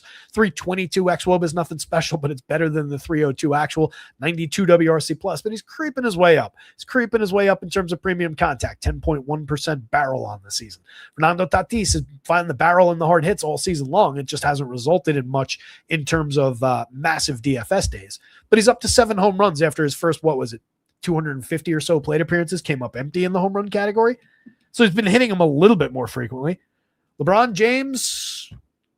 Oh, there's a question mark on that. Hate you, ESPN. You got me. They had a pop-up that said LeBron James heading east, but there's a question mark on it. Focuses on the Heat, Cavs, and 76ers, but there's no timetable for his decision. So a pointless headline from ESPN, but did exactly what it was supposed to do. Nando Tatis, again, 54-32, a critical piece. I continue to think he's more interesting because of the second base eligibility on your FanDuel board. And he's a little bit cheaper over there as well, relative to the cap with those price differences. So a bigger piece probably for FanDuel gamers, but somebody who's crucial to any build on DraftKings as well. And you get most of his salary back in the discount on Jackson Merrill at 4,200. Merrill's up to 12 home runs and 20 stolen bases. He scored a bunch of runs. He's driven some in. As mediocre as his slash line might look, as bad as his 281 actual WOBA and his 311 xWOBA are, the 78 WRC plus, the counting stats are there. The DFS production is there over 407 plate appearances, and he's a part of their upside. Xander Bogaerts is a mix and match guy. I don't love using him at shortstop, but he's awfully cheap, helps offset the pricing of guys around him, and can contribute 9 home runs, 12 steals, hits in the heart of the lineup every day. So a reasonably usable piece, but not an upside play. Gavin Sheets is usable, 34-28, reasonable prices. He's hit 14 home runs. Consistency has vanished, but still the ability to hit the ball hard. 41% hard hit rate is okay. A solid 197 ISO shows the extra base hit upside. Ty France, more a mix and match guy, but holding down a pretty good 243 plate appearances, making a lot of high quality contact that's a little uncharacteristic so far this season. We'll see where it goes in the last third here, but 14 homers, he might get to 20, 275, 335, 537, been a big part of their successful days. Jake Cronenworth should provide more on base through this last third of the year. 284 is not who he typically is. Nice and cheap, filler at second base, but give me Tatis every time if I'm on FanDuel. Miguel Andujar, hit for average, drive the ball effectively, 5 home runs, 259, 303, 423. Has a little bit more to give us on balls in play as far as that batting average goes, as far as maybe a little on base goes. Any given slate upside, nice cheap price, fills third base adequately. Freddie Finnerman, just a mix and match quality catcher. The Braves are the interesting team to talk about as far as the bats go, though. That 479 implied total, my hope is they go by the wayside, as I was saying in the runs breakdown. I hope that people get overwhelmed by the Coors game, the Cubs game, the KC game, a couple of the other good options, and maybe this one just slips their attention a little bit, and we get to grab some of these upside Braves bats with, hopefully, a surging Austin Riley climbing the lineup at just 3,700, 2,900 at third base. Riles is up to 12 home runs on the year. Everything else is just ignore all the total lack of quality that he's demonstrated throughout the season. He is up to a 10.7% barrel, starting to drive the ball effectively. 3 home runs over the last handful of games for him. Signs of life, signs of a pulse. If you're a fan of the Braves in general, you get Ronnie Acuna back toward the end of the week, by the way. Should be a rising tide for this entire team. Not in the lineup today, but you get a lot of quality around Drake Baldwin. Very effective catcher at 47, at 36, leading off 276, 362, 41, 18 home runs already. Who's giving you better numbers at the catcher spot than Drake Baldwin? Not many people. Dylan Dingler and not many others. Ozzie Albies at 41, 31, continuing to defy expectations. 263, 315, 429, 14 home runs on the board. I expect that he keeps it up throughout the season. This is just who Ozzie Albies is when he's going well. This is exactly the kind of successful season we've seen from him. Matt Olson at 52, 37, 26 home runs. The linchpin as far as power upside, as far as taking a good game to a great game for this team. 13.04 in the home run model today, even against the lefty, because JP Sears is awful. Michael Harris, he's not awful. We've used him in the past and succeeded, but we'll get to him in a second. Michael Harris has been pounding the ball all season, 17 home runs, stellar slash line, 12.6% barrel, 51.1% hard hit, just finding a new gear this year, and has been tremendous. 125 WRC plus, 357 weighted on base, a 360 xWOBA, so technically underperforming by 300 and some of a point. You hit the bottom of the lineup with a usable piece in Mauricio Dubon. I greatly prefer him on FanDuel for the 28, about the same price relative to the cap across 4 positions than on DraftKings just as an outfielder. He's just another outfielder at that number. He's much more interesting with the flexibility. Joey Bart, interesting piece for this team. 31 on DraftKings, 9.4% barrel across 100 plate appearances, 4 home runs on the board, demonstrable ability to drive the ball. 9+% barrel rates each of the last 2 years and this year so far. Not dead in the water against a bad lefty. Jim Jarvis, Eli White, mixers down toward the bottom of the lineup. White can be interesting from time to time against the lefty because he gives you a little bit of power and a little bit of speed, but not a great, highly reliable DFS option.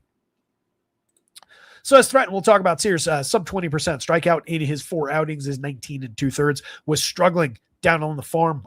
So far, 91.2 miles an hour of exit velo on a 15.6 degree average launch, feeds the realistic power upside that we want to see for the Braves. 47.5% hard hits, even if they don't get the home run. There's a lot of doubles, a lot of extra base hits in play here. 9.9% strikeout. He's been better in years past in larger samples, to be fair to him. 130 innings last year in 26 starts, had a 5.12 ERA and a 4.74 xFIP, give up a 5.21% home run rate. That year was not one of the good years. Year before that, 4.38 ERA is a more manageable number, but had a 4.86 xFIP underneath it, 18% strikeout. And again, a fair amount of home runs, a lot of barrels on a high trajectory, resulted in just 3.69% home runs, which is a high number, but it's not above the emergency threshold. Got a little lucky to be there. Year before that, 4.63, 4.54 ERA, but again, a 5.10 xFIP. 21.9% strikeout, 11.3% swinging strike. So he's a little bit more interesting that year because he could miss bats. He had a few good DFS starts through that year. He had a few good ones in 2024, and the last season plus has been almost entirely gone.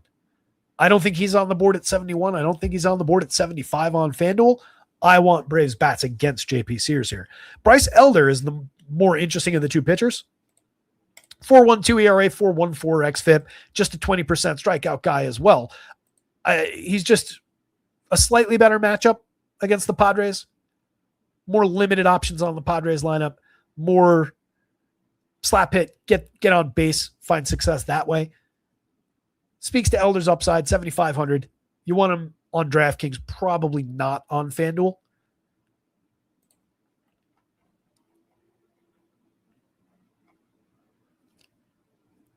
Last two starts, 4 innings apiece against Pittsburgh and San Francisco, both on the road. 3 earned runs against the Pirates, 5 earned runs against the Giants, 3 strikeouts, 4 strikeouts, 3 home runs allowed to the Pirates, 2 home runs allowed to the Giants. Has given up a home run in each of his last 6 starts.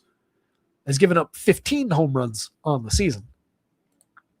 So again, not a good pitcher, but coming in, you take the better side of this matchup and the slightly more reliable of the two pitchers. But neither is a good option. Braves bats, Padres bats, Elder, Sears. And again, bats over arms in this one. Let's see if we got this Giants lineup in because it's going to be an important one. Again, this game, both teams around a 5-run total. But I'm not fully convinced. I prefer the Royals against McDonald, but you can see the impact that his 3.9% barrel rate allowed on a 3.3 degree average launch, his 2.06% home runs allowed, his 37.4% hard hits so far. This is over 13 starts, 66 and a third now. It's a fair sample. That's having a big impact on even the big-time home run hitters like Jack Caglianone. Not even halfway to the magic number for Jack. The only one above halfway to the magic number is Bobby Witt. 13 homers for him, 16 for Jack so far. Witt, the more complete player, 30 stolen bases, a ridiculous 386 xWOBA to say that he's underperformed by nearly 40 points despite being a superstar. 119 WRC plus, tons of premium contact. But Caglianone's been the monster for premium contact. 15.3% barrels, 55.9% hard hits.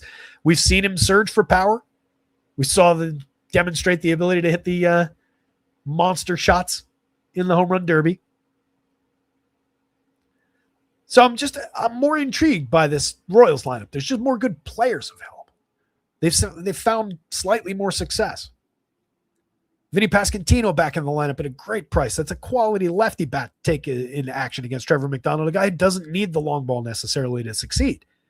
He's had a bad year, got out of the gate really slow and never really found it, was injured for a stretch there.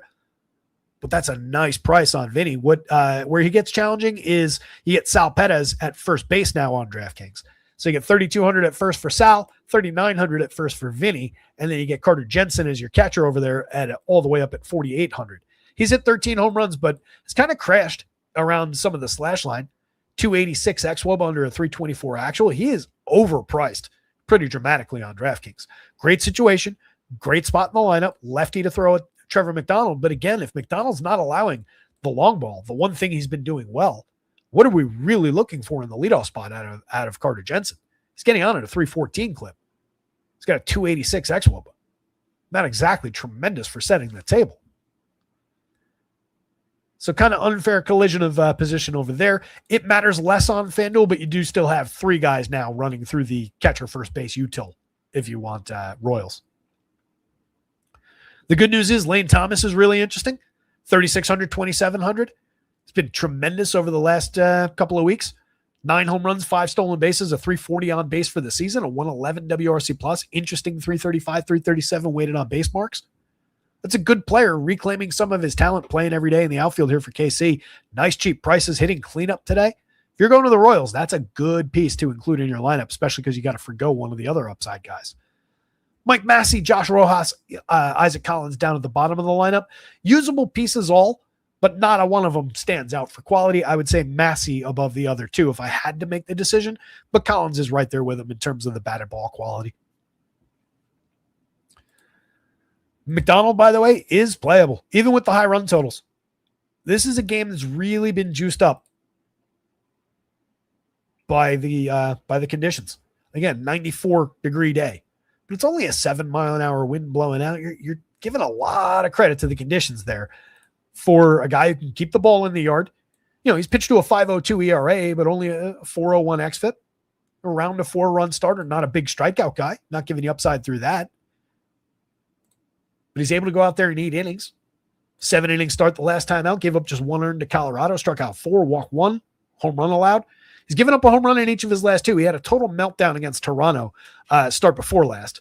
2 1/3, 8 earned runs on 11 hits, including a homer, struck out nobody, and was out of the game. But a 6-inning start, the start before that one, handful of quality starts on the board. He's pitched into the 7th inning multiple times on the year. So again, a nice cheap angle toward a win at 7,000. 7,400 on FanDuel. Maybe you booked a quality start for a cheap price. He's not a priority by any means, but he's one of the more playable value pieces, even with a 5-run total staring him in the face. Knowing there's a 5-run total there, don't come back for tomorrow's show complaining if he goes completely bust. That is just a cheap angle play. And it's basically the same thing with Wacha on the other side. He's probably the more reliable guy. 3.77 ERA, but a 4.30 xFIP, 4.35 Sierra. What I love about Wacha is he's another guy who just eats innings. 119 1/3 in 19 starts. Just 4 2/3 in a meltdown against the Mets the last time out. Gave up 6 earned on 6 hits. Struck out 5, walked 3.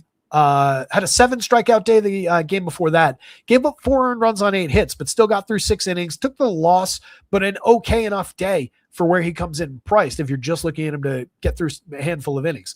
7 2/3, 7 innings prior to that, a 1-run ball in both of those starts at the White Sox, at Tampa Bay, 2 quality teams.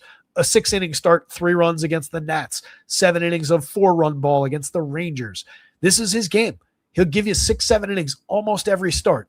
So at 8,000 on DraftKings, that has value. At 9 on FanDuel, you're getting a little bit silly. He's not that guy because he's not a strikeout pitcher. He can come away with a 7-8 strikeout day from time to time. He's typically a 1-in-5 type guy. Gets a little bit of a boost for going out there and seeing a few extra hitters if he's taking the 7th inning on. But not a big strikeout rate guy. Giants bats against him, though. It's not a terrible target. Again, boosted by the conditions to that 5-run total. Got a list of guys who are now above average as far as run creation goes after this team struggled their way through the beginning of the season. Rafi Devers has really come on. 20 home runs now, 243, 311, 472, 230 ISO. Remember when people were panicking about Rafi Devers? We've just seen this too many times. We know this story. 4,200, 3,200. Those panics are still baked into those prices. Luis Arias and Jung-Hoo Lee would be a key part of their success. Both those guys hit for tremendous averages, put balls in play like crazy. Neither guy hits the ball particularly hard, but they're both sub 10% strikeout. They're problematic for finding pitching upside. But if Michael Wacha can manage those balls in play, work them toward his fielders through happenstance mostly, you can cruise through those hitters as much as those hitters can beat you. They're non-threatening. Bryce Elders has a lot of true power. Casey Schmidt has developed a lot of true power. 19 home runs for Schmidt this year. Puts him second on the team. He's having a tremendous breakout year. 359. X-Woba says there's a little bit more to give in there based on how he's been connecting with the ball. Eldridge at 13.2 and 54.9% hard hits. 3,600, 3,000. Kid's hit 10 home runs in 231 chances. Has a tremendous slash line with a 368 on base. 372 weighted on base with a 375 X-Woba. I'm not entirely sure why, honestly, neither site has him priced up, but at least FanDuel kind of gave him some credit. He's also got outfield eligibility on FanDuel, which is tremendous because then you don't worry about any position blockers through the util spot. You could make the decision to use Luis Arias at first base if you wanted. A lot of additional flex through those first 3 bats on FanDuel. Elliot Ramos is really interesting. At 4,300, he's got a 15.3% barrel rate. He hasn't found a ton of success this year. 248 okay plate appearances, though. 277, 310, 460, a 110 WRC plus. Solid across weighted on base marks. Only 8 home runs, but that's not nothing in that kind of a sample. And the batted ball events suggest that we should see a power surge. Taquito's been able to square the ball up throughout his entire career so far. Willie Adames, solid for barrels and hard hits. 17 home runs on the board now. 228, 284, 28, not looking good.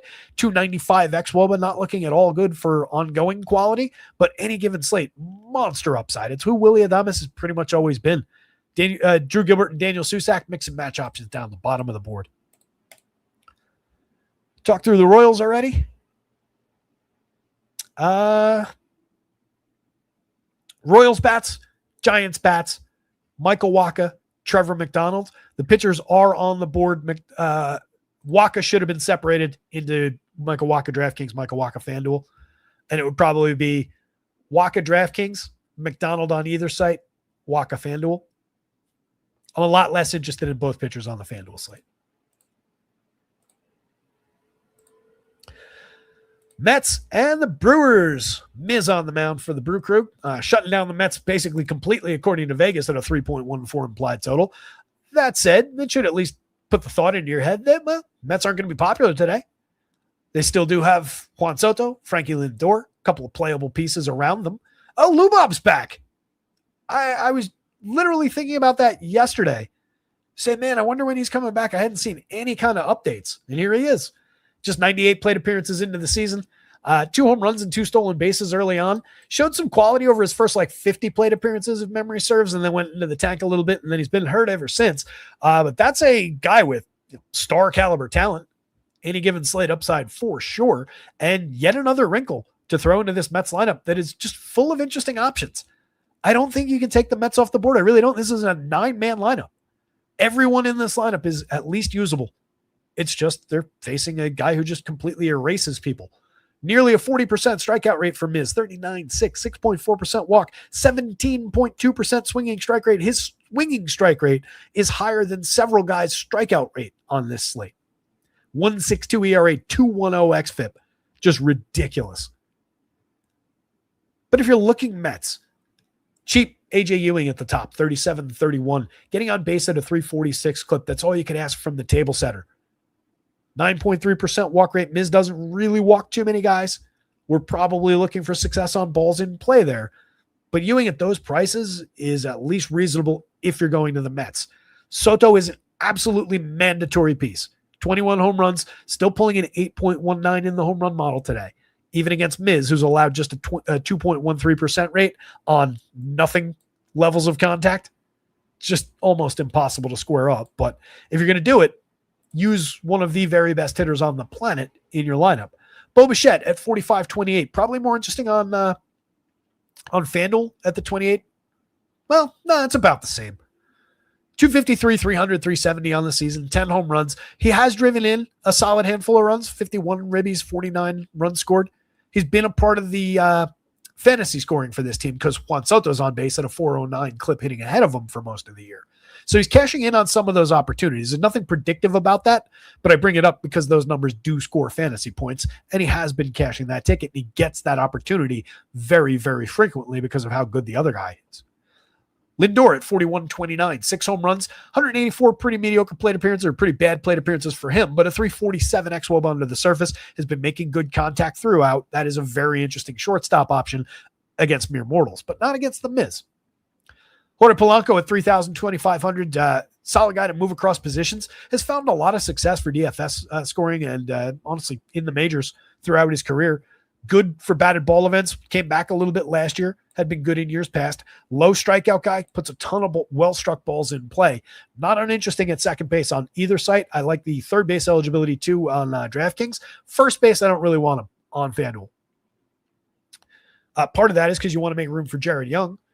Another guy with very interesting ability to strike the baseball, 10.8% barrel, 46.8% hard hit. It's only resulted in 6 home runs and 163 plate appearances, but that's an interesting enough guy from the left side if we're just choosing to throw darts at these Mets. Lubob is incredibly interesting. Again, going back in time real quick. He's just been mostly absent. Right? 431 plate appearances last year, only 14 home runs, but did still manage 33 stolen bases in a lost year on that miserable White Sox team. And he was vocally upset about having to play on that team last year. 14 home runs, 23 stolen bases, similar kind of a team, similar kind of a year the year before. Lost a lot of time to injury that year. I think there's a naming issue on that 2023 board. Or did he miss 2023? I've lost track. No, 23, he was good. That was his good year. Of course, that's the one that's not on the board. 595 plate appearances, showing his true quality throughout. 38 home runs, 20 stolen bases that year, 264, 315, 542, a 129 WRC+. That was him at the peak of his powers. That's who he is. That guy's still lurking in there. He's about to turn 29. Hasn't quite exited his prime yet. Still has that ability.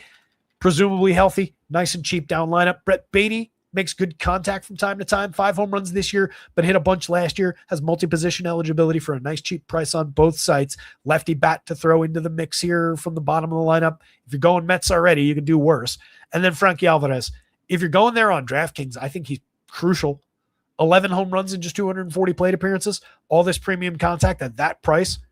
Yeah, he's diminished by hitting 9th in the lineup. That's not great. Yeah, he's more diminished by facing this pitcher. But if you're going there already, take the cheap catcher on DK. Less so on FanDuel. But I think there, obviously 1, 2, 3, I think are all just in for the ride. And then you've got options, honestly. You got catcher, third base, shortstop, and outfield. You can easily just pick off Ewing and take the top 4 and the wraparound guy and basically create a straight line 5-man. That's going to be entirely unowned. Or you just grab a cheap piece of connective tissue between at 2,400 with Jared Young, with his ability to hit the long ball and these guys' ability to get on base and set the table ahead of them. If these guys don't clear the bases, that's an interesting upside piece that helps lower the price of Soto. I'm at a 41.20 price, five guys for 20,600. That's the same price as the other stack we looked at. That other one wasn't facing Jacob Misiorowski. Not a great spot, but that's probably the way I would build it. On the other side with the Brewers, no lineup in for them yet, but a solid total going up against their former teammate, Freddie Peralta.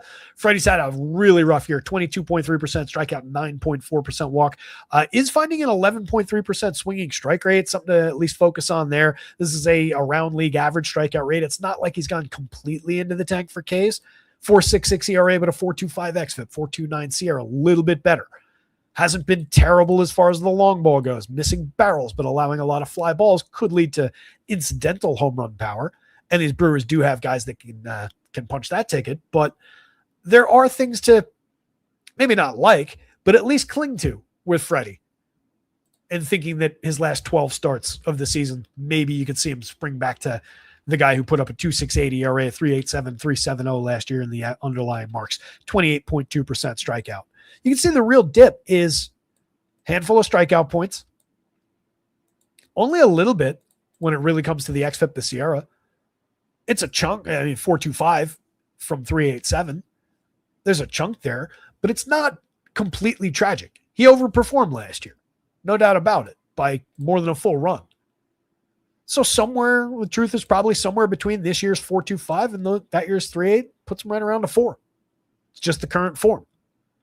But that guy's usable, even against a high-quality run creation team like the Brewers. That guy could be usable, particularly on a short, fat middle type day on DraftKings at 7,800. Easily in the mix, even though we can't trust him. He's a very talented guy, maybe with vengeance in his heart. Or revenge, excuse me. Difference between revenge and vengeance, apparently.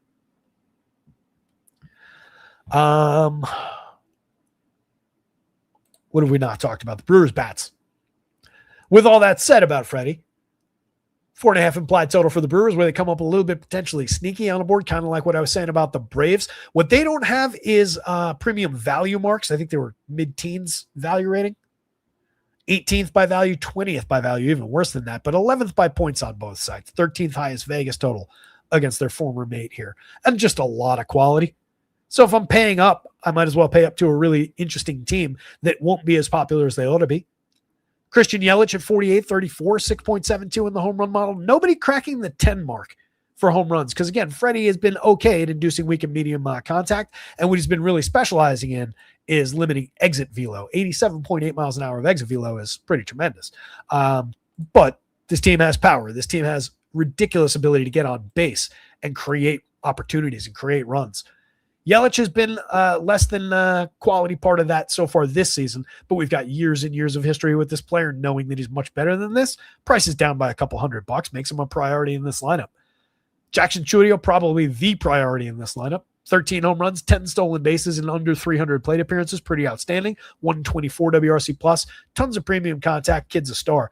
Bryce Terang at 53, 37. Very playable at second base. If you're paying up, for second base. There's not a lot of better options than Turang. 14 home runs, 15 steals, 60 ribbies, 67 runs scored. Just crushing categories across the board. Solid for barrels and hard hits. The barrel rate still up over last year after that giant leap that he made last year. He's pushed it even further so far this year. 124 WRC plus. William Contreras, solid option at 4,500 at catcher on DraftKings. Very playable as just this team's first baseman on FanDuel for that price.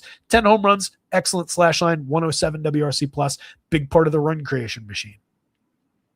I'd say more valuable given the catcher requirement on DraftKings, but equally playable at that price on FanDuel. And like I said, and you just plunk Jake Bauers into the outfield and pretend he's the first baseman.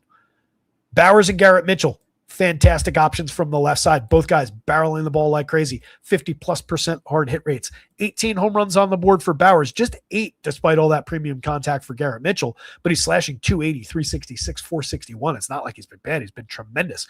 129 WRC plus, a 361 weighted on base with an outstanding 354 xWOBA supporting it. And his price hasn't moved. 4,000, 3,000. It's phenomenal.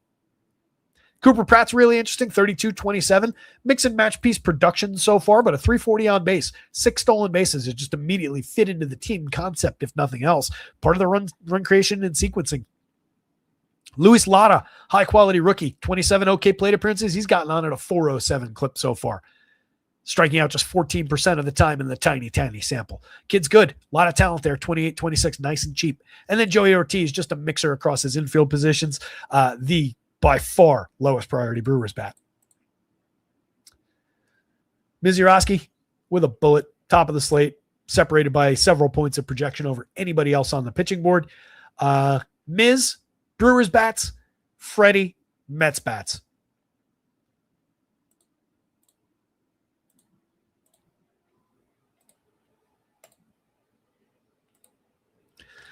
Yeah, Rabbit Hole asks Freddie P in the revenge game. It's never something that I like to quantify. I like to try and, hype or anything like that. But if it's something you focus on, then yes, certainly on the board. What I will lean into with that conversation, at least, and I think it works in both directions as far as their bats against him, is there's a lot of familiarity there. Right, he's seen these hitters so much facing other pitchers around the league. He knows what works. He'll have a good book on most of these bats. So there's the unquantifiable factor of that, but they also again have seen him every start he made throughout that run. So they've seen him from the field and know how his pitches work and know how his release points work and everything. So I would still dramatically lean Brewers bats with him struggling the way he has been. But I think there is something maybe more to a baseball for a pitcher revenge spot than saying like, oh, this hitter used to play for this team, so he's going to have a good day. I think it does. It's kind of like talking about a point guard in a revenge spot versus a center in a revenge spot. Where like the dude who's going to have the ball in his hands and dictate every play and how the game goes maybe is impactful, is able to make an impact more than somebody who needs a little bit more happenstance to find his revenge. But at the end of the day, never something I'm actually trying to quantify. White Sox, 333 implied total. They're going up against Jacob deGrom, scratches them somewhat off the board. I don't know that there's enough up and down real actual quality as good as they've been this season, and they have been good, to face Jacob deGrom and to really talk about them as a high-quality contrarian option. It's just not as strong a lineup. Murakami's ridiculous. The power upside's incredibly real. 20 home runs despite missing some time, 272 plate appearances. Colson Montgomery's probably going to 40 again this year. Just ridiculous upside. Or 40 this year. I mean, it was 40 combined the first full season. But then you run into options like, as good as he is, Sam Antonacci's more a scratch hitter, contact oriented. 371 on base has been tremendous. 13 steals, 7 home runs. Believe me, he's on the dynasty team. He's a big part of a little bit of treading water while Aaron Judge and O'Neal Cruz are out. But he's not a draw to the White Sox. He's a guy who's likely going to be knocked down by Jacob deGrom somewhat. Miguel Vargas, good as he's been, 242, 352, 485, 21 homers, 11 steals, 399 xWOBA. It's Jacob deGrom. There's an impact there. Murakami, Vargas, Montgomery, and Antonach up at the top. Probably your priorities, though. It's a straight line through this team. Most expensive bats and the ones that everybody's going to go to. It's never the right mix, even when we're talking contrarian, even when their raw ownership will be low. Getting to the exact same setup as everybody else who does it doesn't necessarily create the leverage that you would want from a play going in that direction to a low total team. The options for other mixers around that, Chase Meadroth is a player we like in terms of being able to get on base, score some runs, but he's a light hitting option. He's been really scuffling over the last month or so. He's a mixer from the 9 spot, but nothing more. Tristan Peters, 293, 344, 463. Finding a lot of success on his batted balls, limiting strikeouts, but not a lot of quality of contact. Not a lot of quality of contact out of Braden Montgomery so far, even though he's got a slightly higher hard hit rate than those two. I think he's probably the more realistic upside bat for a little bit of power. He's hit 3 home runs in 128 plate appearances, also a switch hitter. So you get a little bit of upside from him for the cheap price. If you're on DraftKings, Kyle Teal is probably an interesting option if you're choosing to go to the White Sox, and would probably be my 4th man in ahead of Sam Antonacci over there. Right, 1, 2, 3 through there, and then Kyle Teal, because Teal's got the ability to drive the ball. Just 2 home runs in 69 plate appearances, a terrible slash line so far on the season, but 11.4% barrels, 48.6% hard hits in the small sample, had a 9.6% barrel in a larger sample last year, in which he hit 8 home runs in 297 chances, had a 125 WRC plus, a 273, 375, 411 slash line, again, over a not unfair sample of nearly 300 plate appearances. That's just a good bat. Phil's catcher at a nice cheap price. So prioritize Kyle Teal if you're going to White Sox on DraftKings for contrarian reasons, but that's not a reason to make the decision to go contrarian. Andrew Benintendi has found some success on batted balls this year. 10 home runs, 243, 306, 427. No consistency whatsoever to his game, but interesting batted ball events. If you're just looking to pick off a cheap lefty, he's usable, but he's never a guy I like recommending. So you're talking about 3 good options, and good relative to facing Jacob deGrom, and then dart throws at best. It's not a good option, not a good contrarian team to use today. So naturally cue the 12-run outburst in the first inning against Jake deGrom here. I do think he's incredibly usable at 10,900. Profiles well, striking out 30.4%, 5.5% walk rate, 16.8% swinging strike. It's not vintage Jake deGrom, but it's one of the best pitchers on this slate. On the White Sox side, Eric Fetty is a target for Rangers bats. Mediocre as they've been, bad as they've been in home games this year, this is a different situation. Fetty striking out 15.4%, allowing a near 4% home run rate on a lot of fly balls, despite not really struggling too much with premium contact. He's just a super gettable pitcher, pitching to a 4.15 ERA, but a near 5 xFIP in Sierra. Throw bats at him. They're another team that maybe comes through with that 4.25 implied total, and people knowing this isn't a great ballpark for bats. Maybe they slip a little bit as far as ownership goes. Jock Peterson, Wyatt Langford, and Jake Berger all just below the 10 mark in the home run model. Half a run probably adds, gives them another quarter of a plate appearance or whatever. Probably boosts them above 10. So targetable bats around those 3. Jock, as up and down as he can be, does have 16 home runs and has been getting on base at a 339 clip this year. 353 weighted on base with a 356 xWOBA. Tons of premium contact. That's an interesting lefty bat who still only costs 33.27 across sites. Jock Peterson against a bad righty should just always be more expensive than that. Wyatt Langford, tons of success in his 204 chances this year. 10 home runs, 283, 328, 508, a 225 ISO, 133 WRC plus. Bit of over performance given the 360 weighted on base against the 316 xWOBA. But we just saw this kid last year go 22-22 across 573 plate appearances. So the DFS production's very real. Josh Young at 41-31, playable piece, solid 390 plate appearances. Not a ton of power upside, but he's gotten on base like crazy this year. He's got an excellent marks across the weighted on base categories, and solid as far as line drives, 48.2% hard hit. Just doesn't find the barrel as consistently as one might like, but another low strikeout, medium walk rate, a lot of high quality balls in play type. Brendan Nimmo and Jake Berger, double-digit barrel rates out of both those guys. Nimmo hasn't found the success, only 9 home runs, is getting on at a 332 clip. I say found the success, I mean in the long ball. He has been good this year, or at least effective. 113 WRC plus. You can see the 331 weighted on base, but the 375 xWOBA reflects the level of contact he's been making. He stands to have a really interesting final third of the season. Or he might just continue to kind of underperform the contact while still being good and incredibly usable for 37.29. But at those prices, there's a nice healthy ceiling on Brendan Nimmo against a bad righty. Absolute priority there and there as far as just power upside. Pick off the opportunity for a home run, a significant batted ball event. Berger's hit 16 home runs, righty bat, definitely path towards success against this pitcher for anybody.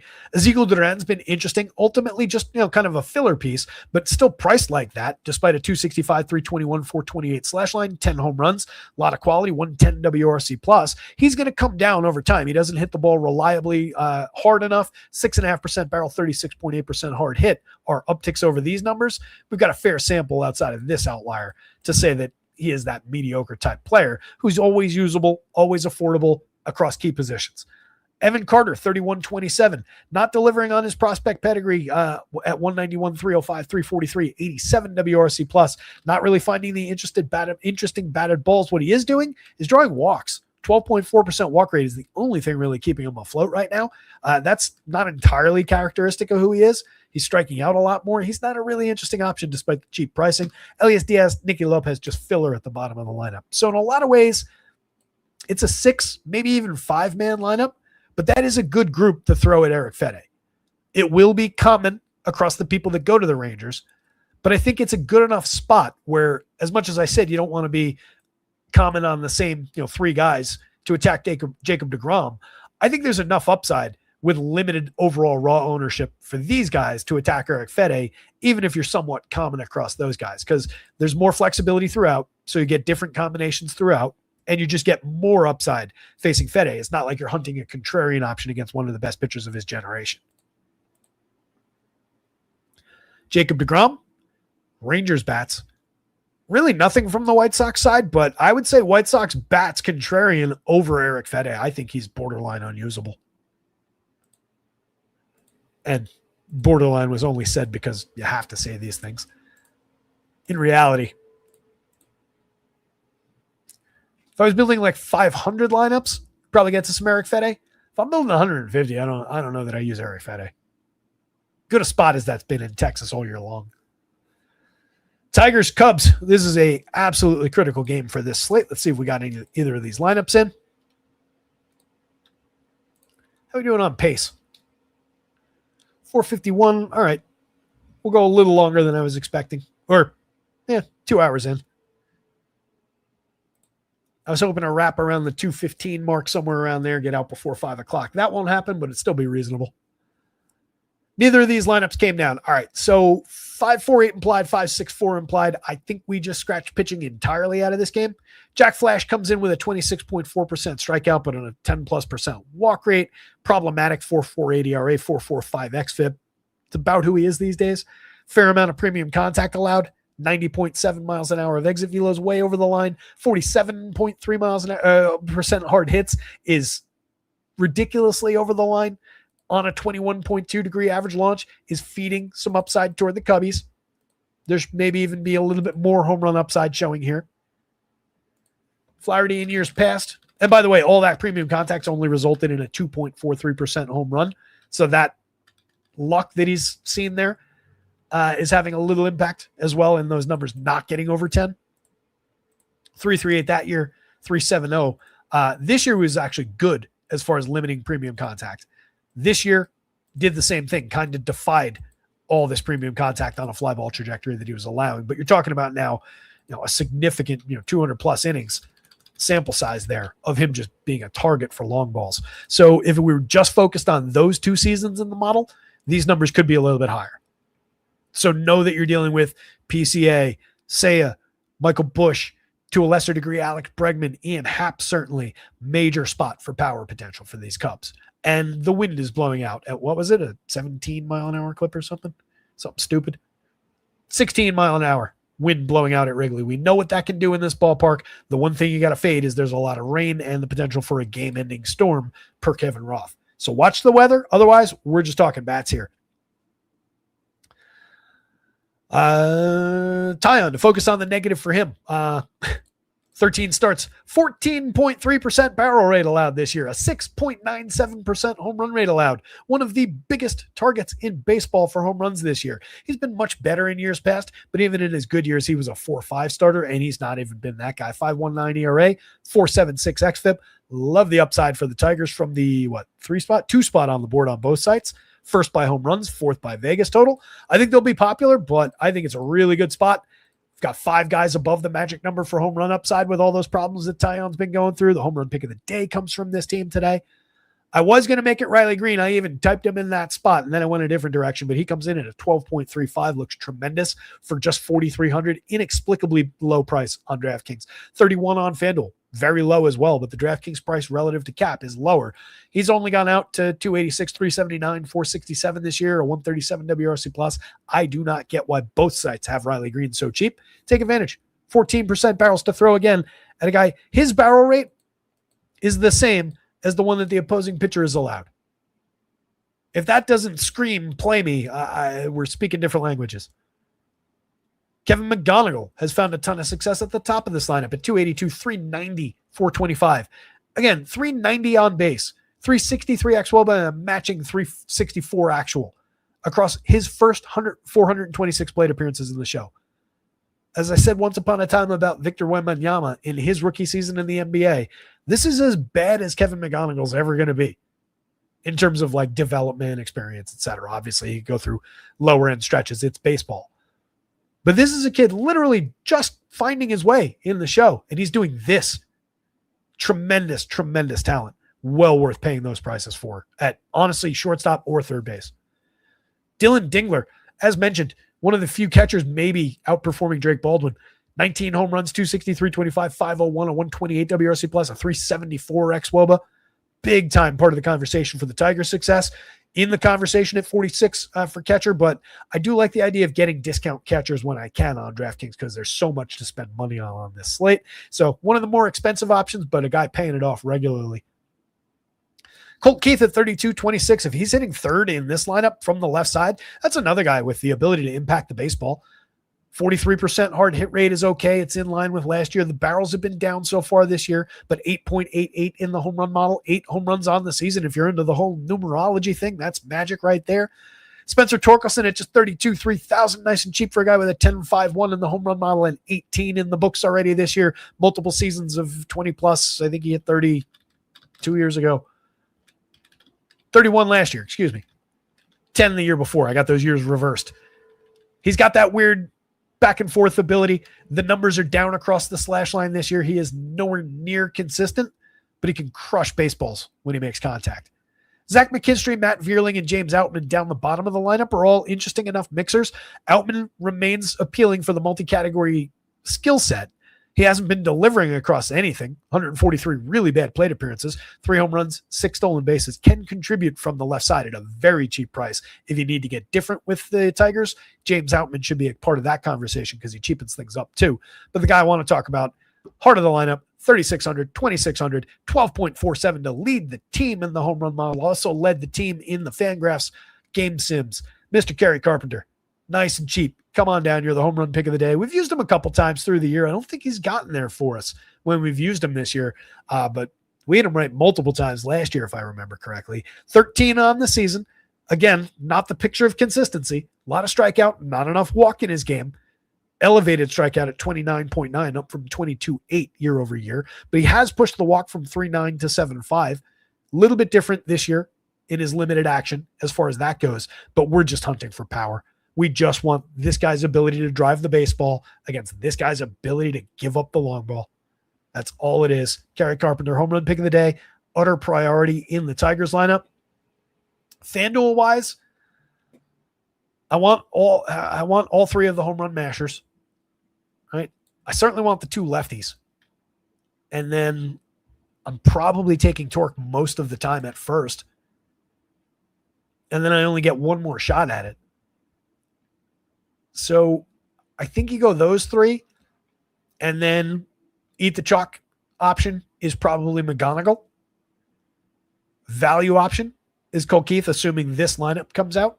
Value option would certainly be Colt Keith for the direct correlation at the cheap price and the positional flex. And then I think the most interesting angle will be to dip all the way down and take the James Outman play from the bottom and save money, buy some opportunity, and pivot off of a much more highly owned spot in that fourth man in. I'm not saying he's the best option, but I'm thinking that's a really interesting build, again, if this is the lineup they roll out. With the extra piece on DraftKings, again, I'm looking at all three of those guys, and then I think it becomes kind of obvious that you can just go Outman and McGonigal. And yeah, you're forgoing the catcher option, but it is an expensive catcher. As good as Riley Green, Dylan Dingler is, it is an expensive price to pay. So I can use this version, stay fairly cheap with my Tigers 5-man. That's 5 guys for $3,500 a piece, 17.5 total.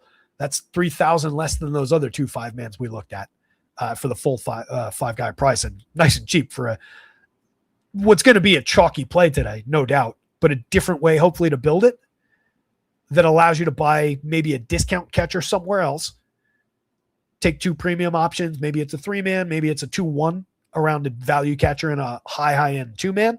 And then you should come up with a lot of money to spend on your pitching. So I think that's a reasonably interesting angle to take through the Tigers on DraftKings. On the Cubbies side, much offensive upside for them in these conditions and this pitching matchup. PCA at 65.42 is very expensive. 21 home runs in 431 chances. He is fully back. 25 stolen bases, a 147 WRC plus. I say fully back because he went away for a while at the end of last season and at the beginning of this year, but he's put together a great run and fully reclaimed everything. Seiya Suzuki at 48.35, 15 homers, a lot of power in play. Also gets on base a lot, 357 on base, 127 WRC plus. Tremendous table setter who can pay off on his own. Michael Busch against a bad righty or a mediocre righty, allowing a lot of premium contact, let's say, and a lot of fly balls. That becomes a really interesting power bat. 12 home runs in a diminished output season. 10.2% barrels, way down from the 17.1 that he put up last year. 40% hard hits, down from the 47% last year. He hit 34 home runs in a breakout season last year. We're just going to write him off at cheap prices against Jack Flaherty? I don't think so. That is a crucial bat going to the Cubs.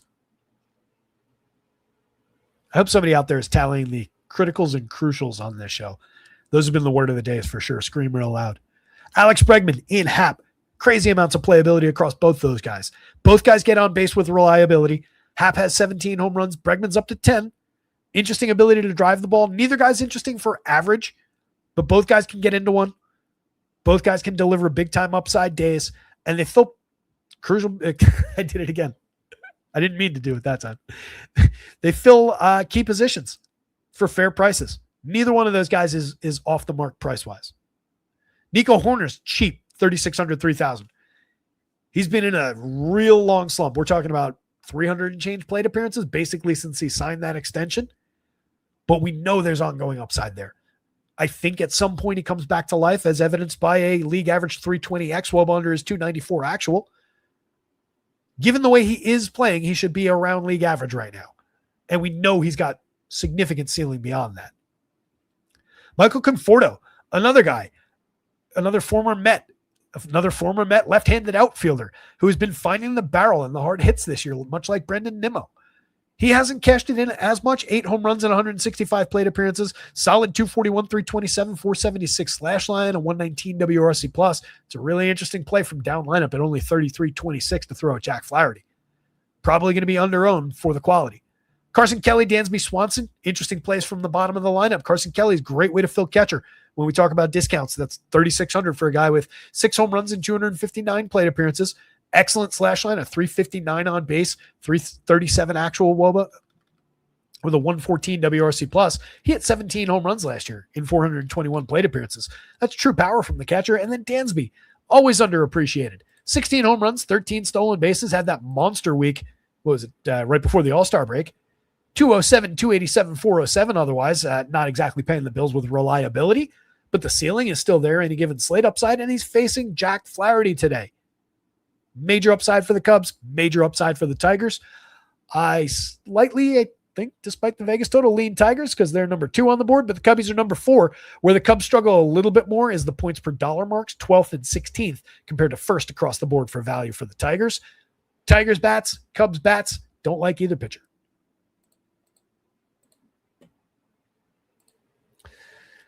And we only have a small slate left to talk about. Hit the like button. Subscribe to the channel if you get a chance. Yeah, Ducking, that was the bad weather game. Is it in the green now? Well, that pays off. That means one of those radars took over. Yep, it's in the green now.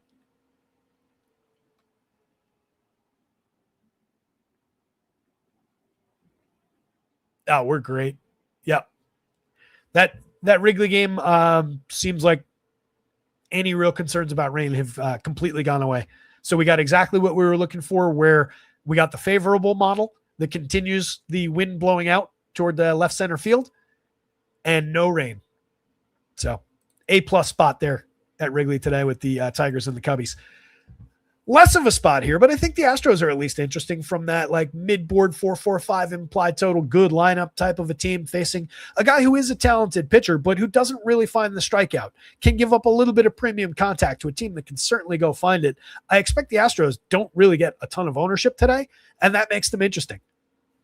Jansen Junk, above average across all 3+ categories, including significantly above average in those two, just barely above in terms of his actual stuff. And where that has an impact, I think, is on that swinging strike rate. Just 6.9% swinging strikes isn't really going to turn you into a strikeout pitcher. 17.4% strikeouts are probably lucky to be even at that mark. 4.57 ERA, 4.37 xFIP, 4.50 SIERA.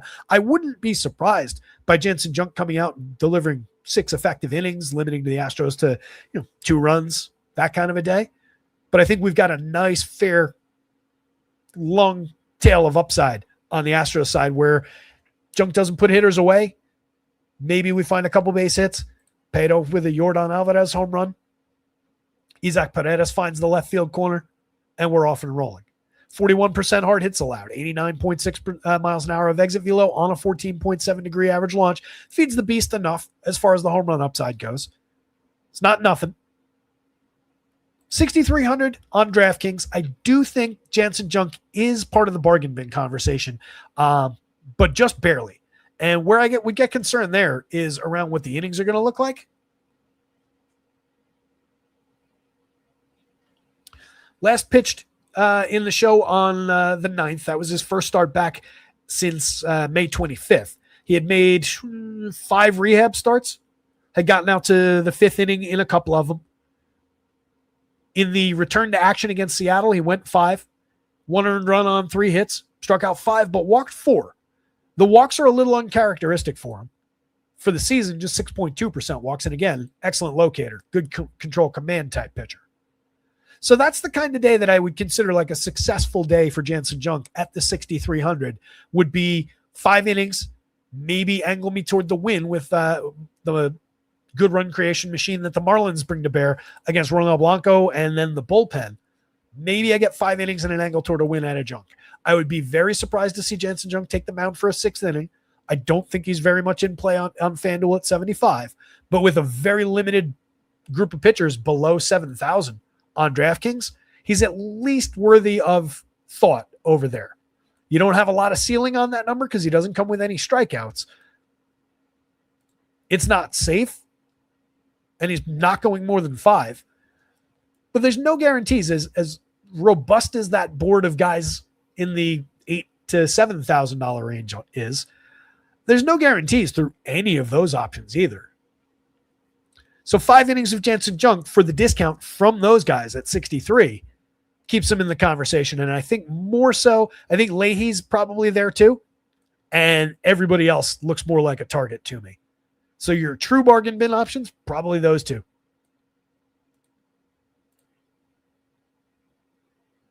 Just making sure I didn't miss anybody in that conversation. I don't think I did. I suddenly felt like I said something different earlier in the show. If I did, apologies. This is my current opinion. That was 2 and change hours ago. Ronaldo Blanco, not on the board. He's not going to pitch deep enough. Blanco making his first start back since, what was it, 2024 or was it 2020? Coming back from Tommy John surgery, let's put it that way. Made 9 starts last year. This is his first start back since May 17th of last year. As far as the matchup goes, he's a reasonable strikeout pitcher, but 10+% walks, 10.1% each of the last 2 years. He's around a 4-run pitcher as far as ERA, XFIP, and Sierra basically agree. Allows a lot of fly balls, but is decent at limiting premium contact in terms of hard hit rate and exit velo. You can see here, 85.9 miles an hour of exit velo, a 30.5% hard hit. So it negates the quality of all those fly balls to a fair degree. Still allowed a 3.52% home run because happenstance takes over in certain parts in a small sample of 9 starts. In the larger sample where he was doing similar things, 88.7 miles an hour of exit velo, 35.5% hard hits, but still a fair amount of fly balls, 3.25% home runs, despite a 9.3% barrel with some mix of fly ball, batted ball events at a significant exit velocity. Not pristine as far as limiting home runs, but it is a something of an attribute that does knock the Marlins down a little bit across some of those power spots. Not that this is a major source of home run hitting. Kyle Stowers still comes in at 11.86 in the home run model to lead the team. Big time lefty bat with a lot of thunder in it. Leading off today, love that option, 41-32, 12 home runs on the board this season. Followed in the lineup by Heriberto Hernandez, who has ridiculous power upside. People are buzzing about Esmeralin Valdez. Heriberto's been right there with him over the last couple of weeks as far as home run hitting. 12% barrels, 50% hard hits, 13 home runs and 241 chances on the season. Excellent 362 xWOBA, says there's more to come. 111 WRC plus. Heriberto's good, and the sites haven't noticed yet. He's nice and cheap against Ronel Blanco and the bullpen. Xavier Edwards at 45.31. Fairly priced for a guy slashing 299, 379, 416, a 118 WRC plus. Major piece of this team's run creation. Liam Hicks at 44.32. A little pricier than I want to pay for Liam Hicks on DraftKings, but he's had a great year. 354 plate appearances in the lineup nearly every day. 13 home runs, 286, 360, 448. That's a reasonable enough catcher to pay for if you're going to this team. What he's not probably from that price point on DraftKings is like a good one-off option on DK. If you're going to this team for only 3 guys, might not make the cut. It might be the same thing where I'm taking, let's say we just top slice it there, even though there's interesting bats down lineup. Then we probably don't go out to the 5-man. Maybe we just take those 3, keep it nice and light, not invest in the heavy catcher, take a discount catcher, use this as the 3-man with one of the Tigers, let's say. I think at a 4.14 implied total, this team's another one that'll come up on their own for the guy that they're facing here.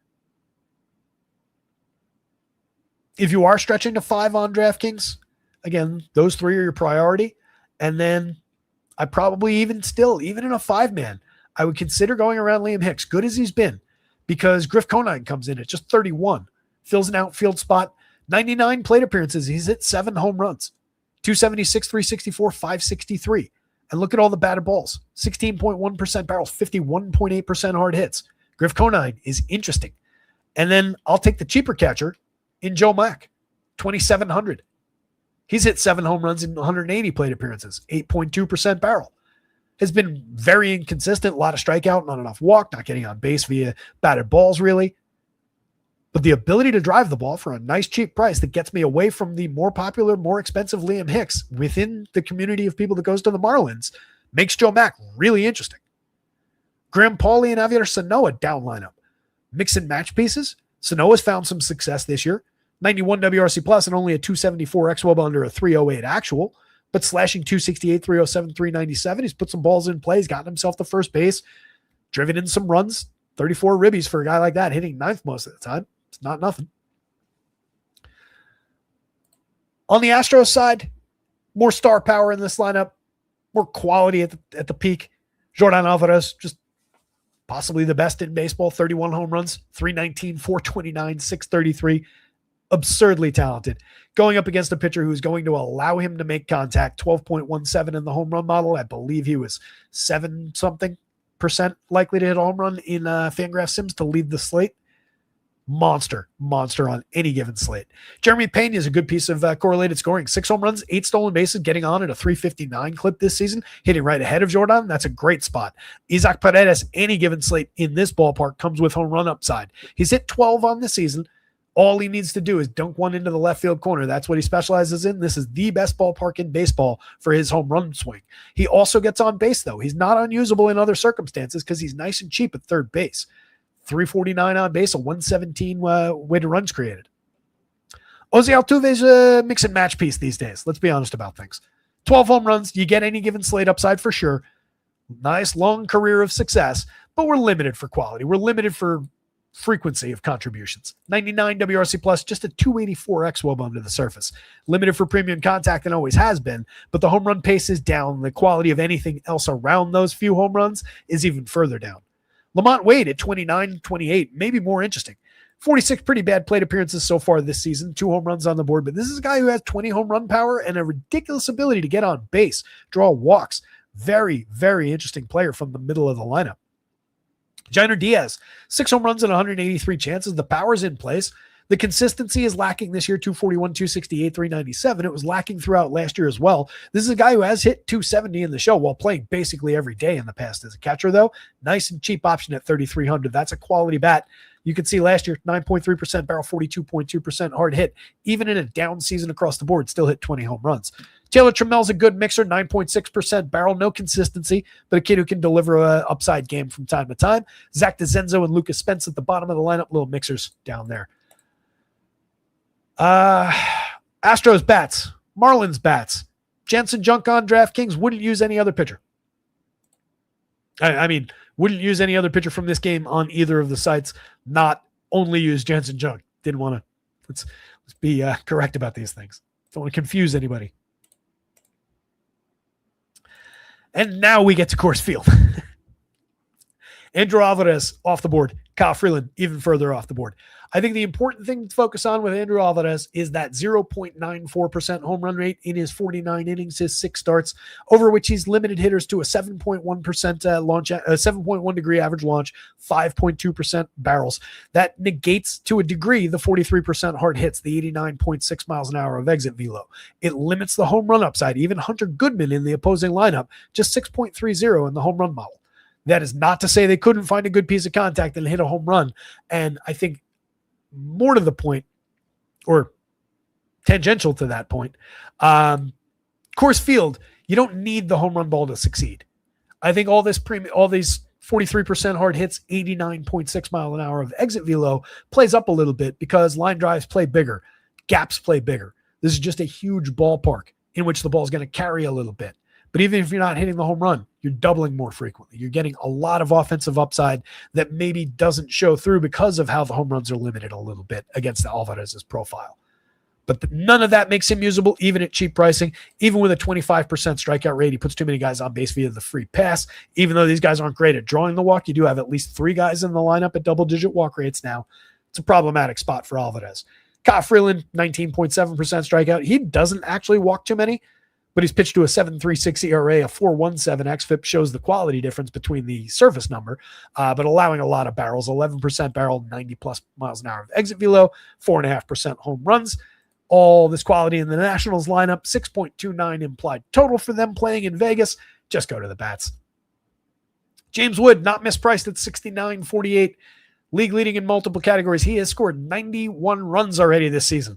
Ridiculous. 28 homers, 15 steals to go with that, getting on base at a 401 clip to help him create all those runs.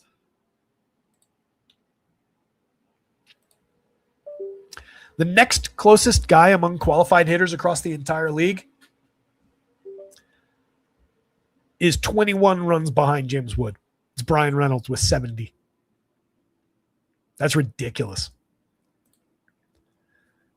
Curtis Mead at 54.37, 17 home runs, having a very good breakout campaign, 11.3% barrels for a player we've been waiting on for multiple seasons as he got mixed chances, finally just getting an everyday role here and massively succeeding, 135 WRC plus.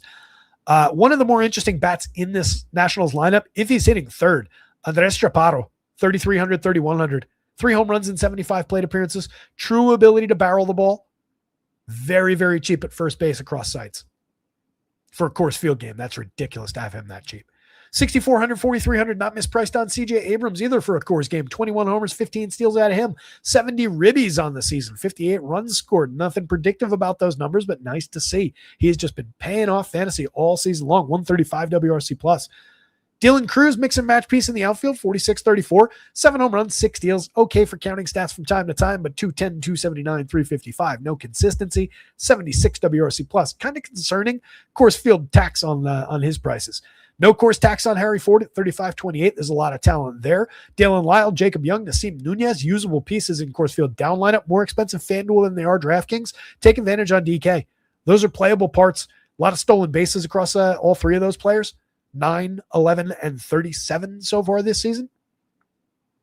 Nunez up to 246, 330, 293 as well. He's gotten on base a ton more in recent action than he was at the beginning of the season. That's made him much, much more usable in like season-long play and just more reliable as far as DFS goes. 42, 33.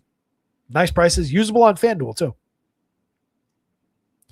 On the Rockies side of things, Jake McCarthy, 49-37, just having a tremendous year.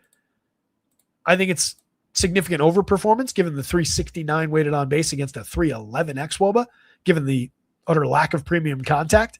But he puts a lot of balls in play. He's finding success on batted balls. Hits in a great spot in the lineup, right ahead of Kyle Karros, Cole Carrig, Hunter Goodman. Nice stretch of upside bats there. 331 plate appearances, 9 home runs. A lot of success out of Kyle Karros in the minor breakout campaign, let's say. 20.8% strikeouts, 12.1% walk. That alone makes you interesting in course field games. 8.2% barrel, 43.8% hard hit. He's been driving the ball, getting on at a 353 clip, a 103 WRC plus. Kid's been good. He only costs $36.32. The Rockies are also playing at Coors Field today. Cole Carrig at $44.38. Very expensive across FanDuel, less so on DraftKings. FanDuel the other day in an away game had Cole Carrig as one of the most expensive players on the entire slate, which was silly. He's found a lot of success, 288, 371, 529. Went into a bit of a slump right before the All-Star break. Sat a couple games over the weekend. Hopefully got his head right. Hitting third looks like a priority in the Rockies lineup today.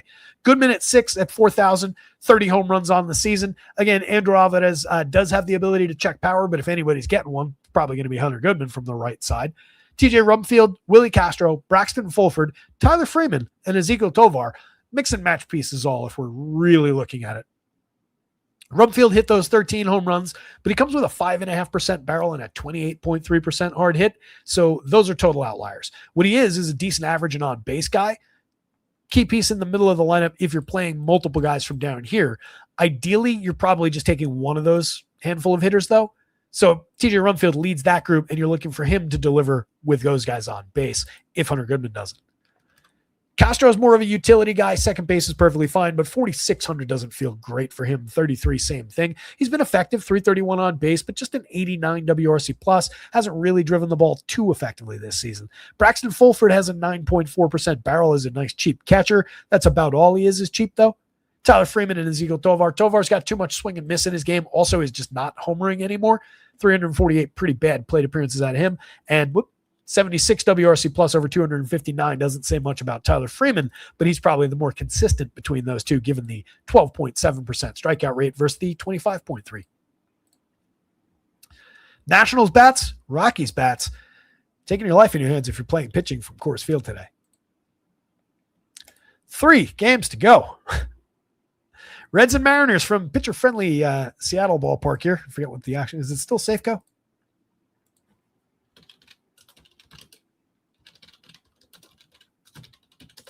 This is the important thing to look at. T-Mobile. I knew it had changed. Least important thing you'll see here on this show all day long is what the name of this ballpark is. But definitely one of the most, if not the most pitcher-friendly park in baseball. Plays the upside for George Kirby to an extreme degree. 110 innings in 18 starts. Curbs when he's going right, pitching deep into ball games. 21.5% strikeout against a 5.3% walk rate. Not the biggest strikeout pitcher, but nice, clean, deep games out of him. He has more upside than that for strikeouts. Last year, he was at 26.1 against a similar 5.5% walk rate. That was a big-time upside year. 20.6% in the strikeout minus walk category. You can see he has slipped for that. 3.76 ERA, but a 3.61 xFIP, 3.79 Sierra. So his ERA has actually come down, but the underlying numbers have gone up slightly compared to last year. That's where you'll see the difference in that strikeout minus walk rate a little bit. But it's been great at managing home runs and premium contact, and just a very, very talented pitcher for a bit of a discount while he shares projection and ceiling with the best on this board, except for Jacob Misiorowski. Miz could run off and hide with this slate. Everybody else, George Kirby's got in range. Andrew Abbott at 76 on both sites. As featured before, the ballpark plays up for him a little bit. 408 implied total, and all the bumps and bruises from the Mariners play up a little bit for him. He's not particularly good. 4.11 ERA, a 4.79 xFIP, 4.93 Sierra aren't something you want to target. 18.4% strikeout against a 10+% walk rate isn't exactly great. Leaves him 7.88 strikeout minus walk. That's just who he is. But on a slate with limited value options, in the most pitcher-friendly park in baseball, he could maybe make it work at 76 on DK. He is not an option on FanDuel for me. Reds bats come in at just a 3.50 implied total that should help reflect the quality of George Kirby. Again, just pitcher-friendly park, also a part of that equation. But if you're going to one of these two teams, there's at least as much quality for them against Curbs as there is for the Mariners against Abbott. Abbott's the more vulnerable of the two pitchers, but the Reds have the better lineup between the two teams. Ellie De La Cruz at 58.39, a star even against a pitcher like Kirby. 354 excellent category-filling plate appearances, 130 WRC+. Sal Stewart, 20 home runs, 11 stolen bases, another category filler who can mash the ball, 14.1% barrel. JJ Bleday slipping a little bit, 243, 350, 146, 16 home runs. A lot of those came in an awful hurry when he debuted. 9.2% barrel, 41% hard hit, showing some cracks around the edges. Still absolutely key bat for a cheap price at 41 on DraftKings, 34 on FanDuel, less appealing. Spencer Steer at 44.31 with multi-position, definitely a key piece in this lineup. 16 home runs for him on the board as well. I would say under-discussed by comparison to JJ Bleday, but the lefty will work his way into a lot of lineups today. Junior Suarez hates playing in this ballpark. Former Mariner, former multi-time Mariner, does not like playing here. 3,800, 3,000. This ballpark saps his power. He's been really inconsistent this year. 12 home runs in 279 chances, a bad slash line. But if I'm going to this team, I'm using Eugenio most of the time. Positional conflict sucks with him on and Sal Stewart on FanDuel because you run into the spot where you're using third base util and it limits other possibilities across lineups. You do have first base eligibility on Stewart on DraftKings now, which is tremendous. The ability to put him and Gino in the same lineup on that site is fantastic and makes them more appealing. I would say 1, 2. They're kind of pricey to attack Kirby though. Like even if you just top line it, like 46 a piece, 23 for the 5-man. That's the most expensive 5-man we've talked about. And you're going after George Kirby. So I don't love that. You can bring the price down by using Edwin Arroyo from late in the lineup, maybe. That's an interesting player with his skill set filling multiple categories. He just hasn't found those results in the show yet. Had a tremendous season so far at AAA before the call-up. TJ Friedel would be playable there. Tyler Stevenson, tons and tons of power and home run upside from the catcher spot for a cheap price at $3,000. The always underrated Tyler Stevenson. 11.1% barrels, 45.6% hard hits, in range of where he's been in years past, even though the homer total's down a little bit. It's just a good bat. T. Brian Hayes has always put bat on ball with consistency. Just never finds anything for the contact that he makes.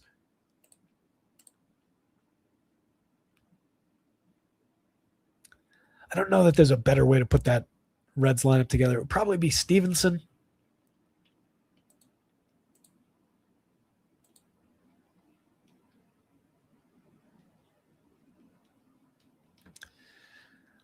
I guess since I'm not using an outfield spot, maybe it's Spencer Steer. Steer goes in the outfield there, Sal at first base. That's 43.80. It didn't really impact the price, still 21.9 total. Yeah, if I'm doing that, maybe I am forgoing the cheaper lefty option in JJ Bleday there, just to angle off some popularity in the limited number of people that would go to red stacks anyway. Not an unusable contrarian team, though. Mariners probably going to be more popular going up against Abbott here, but not a ton of upside, really. JP Crawford, good on base option. He's hit 10 home runs this season, but inconsistent at best. Julio back in the lineup, 8.8% barrel, definitely a boost to this team. 45-31 for the big righty bat to throw at a limited lefty like Andrew Abbott. Definitely appeal there. 14 homers, 12 stolen bases, a 112 WRC plus. You get a 109 WRC plus out of Cole Young from the left side. If he's hitting this part of the lineup, he's more interesting than if he's hitting down this direction. But against the lefty, we'll see where he lands. Randy Arozarena, truly interesting piece, 51-35, 11 homers, 19 steals, tons of on-base skills, been on display all season long. Cal Raleigh's been really struggling this year, 163, 267, 298. If you remember anything about last year, you know how good he is. Josh Naylor at 35-29, another player really struggling his way as far as finding last year's level of production and consistency. 400 plate appearances, 8 homers, 19 steals. The stolen bases are nice. But last year, he hit 20 homers and stole 30 bags and put up more consistently successful days. Victor Robles, Weston Wilson, and Colt Emerson. I'd say between those three players, Colt Emerson probably remains the most intriguing for the power upside. Lefty is not going to help him, though. Victor Robles at 24-23, moderate power in the bat, but the ability to steal a base, maybe he gets on, provides a little correlated scoring. Priorities are up there, though, if you're going Mariners. That said, not a great spot. George Kirby with a bullet. Mariners bats, Andrew Abbott, Reds bats. Kirby's really the most appealing thing in that game by a pretty clear margin, though. 2 to go. A's, D-backs. D-backs drawing a 4.92 implied total in their home ballpark. Looking like a great spot against Jeffrey Springs here. No Corbin Carroll expected today. I don't think we have the confirmed in yet, but he took a bump over the weekend. Unlikely to play today, it seems. Didn't come up yet. So a definite diminishment to the Diamondbacks lineup, but Jeffrey Springs is not a good pitcher. 6.08 ERA, a 4.81 xFIP, 4.67 Sierra that look a lot better, but still bad numbers. Sub 20% strikeout, too many walks, no swinging strikes, a lot of fly balls. 6.05% home run rate represents some happenstance when you factor in a 34.9% hard hit, 87.8 miles an hour of exit velocity on average. Just means some of these fly balls have run into some of the higher exit velocity events, creating a barrel. 9.8% barrels is elevated. So you can get to Springs for home run upside. He doesn't allow a lot of frequency of hard hit, though. That kind of plays toward what the D-backs do well. There's a lot of doubles in this lineup. There's only a few true home run bats. 17 home runs for Ketel Marte right now leads the available players. Nolan Arenado's worked his way up to 13 on the season in 359 plate appearances, while finding the barrel occasionally, but really inconsistent as far as hard hits go. I continue to think Arenado's pretty shot, although he has put up a better season so far than I was expecting. I'll give him that much and no more. 297 xWOB under is 322 actual, by the way. Marte, Perdomo, absolute priorities. Good way to fill the middle infield. 5,000, 4,000, reasonable. 33.29, even more reasonable. Both guys capable of getting on base. Perdomo's the better table setter between the two. Probably not correctly played as a two-hitter. I would actually just flip those two guys in the lineup. Get the switch hitting power bat in the 2 spot. Get the on-base guy in the leadoff role. But either way. Gabby Moreno, very interesting on DK at 42. Continues to be underpriced. Excellent ability to get on base. 389 on base, 304, 389, 437 slash line. Just the full thing is impressive. 371 xWOB under, 365 actual, 130 WRC plus. Just 6 home runs, but makes good contact and has throughout his growing career. Low strikeout, medium, upper medium walk rates. Very interesting catcher for the price on DraftKings. Pretend he's their first baseman on FanDuel. You certainly don't need Tyler Locklear a few spots later. You can take him because he's got some power upside from the right side against the lefty. 4 plate appearances so far in the show this year, pretty mediocre. It's a nothing sample size. I shouldn't even have said mediocre. Where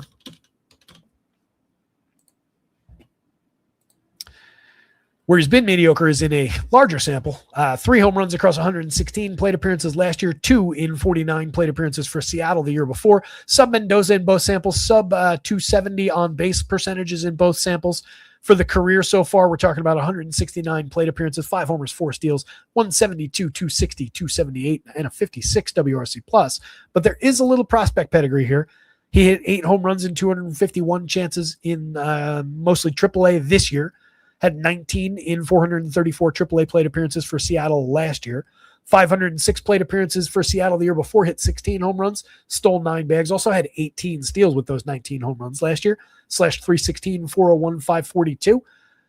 He is just turned 25 and a half, let's say.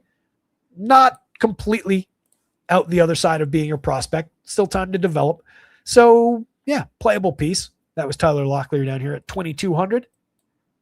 24 on FanDuel. Not bad against the bad lefty. Ryan Waldschmidt at 25-26. 135 okay plate appearances so far. Just an 80 WRC plus. Bad WOBA number, bad ex-WOBA. 13 runs, 6 stolen bases. There are interesting fantasy days mixed in there. And he's very, very cheap. And there's a lot of prospect upside there. Ilamar Vargas had that surge at the beginning of the year, and we didn't buy in because we're smart around here. 304 plate appearances. Now we're at 258, 301, 399. 7 home runs. Those are the same 7 he had back in, what was that, May? It's been a minute. Tim Tawa, 27-25, 217, 291, 413. Pretty underwhelming, 107 plate appearances out of him. And then Jorge Barrosa down the bottom of the lineup, just a mixer. But the D-backs are at a very intriguing total. They're going to be lower owned than a lot of those other upper 4s into the 5s teams. Certainly lower owned than Coors, than Wrigley, probably the KC game. There's enough appeal through these 3 guys and then mixing and matching your way through some of these others at reasonable prices to attack Jeffrey Springs that I think you get into the mix across. If you're building 1 lineup, maybe not, but if you're building 5, there's probably 1 share in there. If you're building 20, there's 3 or 4. 1, 2, 3, 4, 5. Oh, nope. I didn't mean for that to be, I meant to 4, 5 like that. First, second, short, catcher, and an outfielder. I'm paying $35.80 a piece, $17.9 for the 5-man from a team with a near 5-run total against a bad lefty. I could see the upside. Mitch Bratt on the mound, by the way, a couple of 3-inning starts. I don't think there's anything here, and I think it feeds a little bit of upside toward the Athletics. Another team that potentially buried on the board at that low total. A couple of really interesting bats in Tyler Soderstrom, Shea Langoliers, both above the magic number for home run upside. You get Kobe Thomas a few spots down the lineup at 8.47. Tommy White at 6.90. Maybe some cheap, unowned power upside in those players. Henry Bolte at 38.28 is interesting. 3 homers, 11 steals, a 341 on base so far, 96 WRC plus, over 209 plate appearances. Below average WRC plus, below average weighted on base with an even further below average xWOBA, but that is a blazingly fast player who might continue to put up quality DFS days, find stolen base upside. He's got a little pop in the bat, that 12, 15 home run sneaky stolen base guy in the outfield. So really interesting, 46.5% hard hit, 6.2% barrel in the small sample. Alika Williams, just a mixer. Jonah Heim, a reasonable mixer with upside at catcher at 3,500, 2,800. 9 home runs, the ability to drive the ball against the lefty that we talked about the other day. Josh Kuroda Grauer, 3,400 at second base, 2,600. 59 incredibly successful plate appearances, a 167 WRC plus. But you can see the 100 and change points of over performance by weighted on base. He hasn't driven the ball yet to find a barrel in the show, over 59 chances, but 404, 424, 526. Difficult to argue with through that lens. And there is some reality to this. He had 7 home runs and 15 steals in 365 plate appearances in the minors this year, while slashing 323, 367, 478, 378 weighted on base. But again, a 303 xWOBA under that in AAA. Low strikeout, though, 7.9% strikeout, 5.8% walk. So just one of these guys with elite back control, elite ability to control the zone and just put the ball in play and deliver success where he wants. So really interesting hit tool-oriented player at 34-26 in the heart of the lineup, filling second base. I kind of just wish he was hitting ahead of the power bats. They have Jacob Wilson delivering a lot of that skill set from up there in the projected lineup. We'll see where these players land. They're interchangeably useful. I don't know that I definitely would want both those guys in the lineup, though. It's probably one or the other, in which case, in a lot of ways it is whoever's hitting ahead of the power bats. But with that discount in mind, I think you can make the argument that Kuroda Grauer is the better decision there. 16 home runs on the board for Soderstrom, 22 for Shea Langoliers, but obviously some missing pieces for this Athletics team does diminish the quality somewhat, but that probably drives the ownership way, way down compared to where we usually find them. They're interesting. Not a priority, but interesting.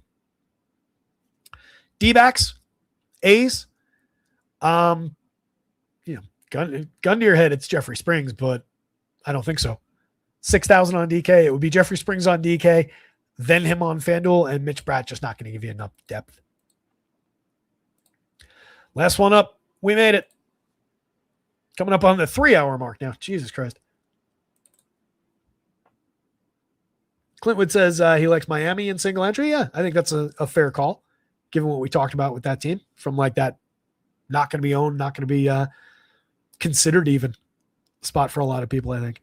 Who do you like as a cheaper first baseman, Chapato or Ty France? I think Chapato's more interesting there.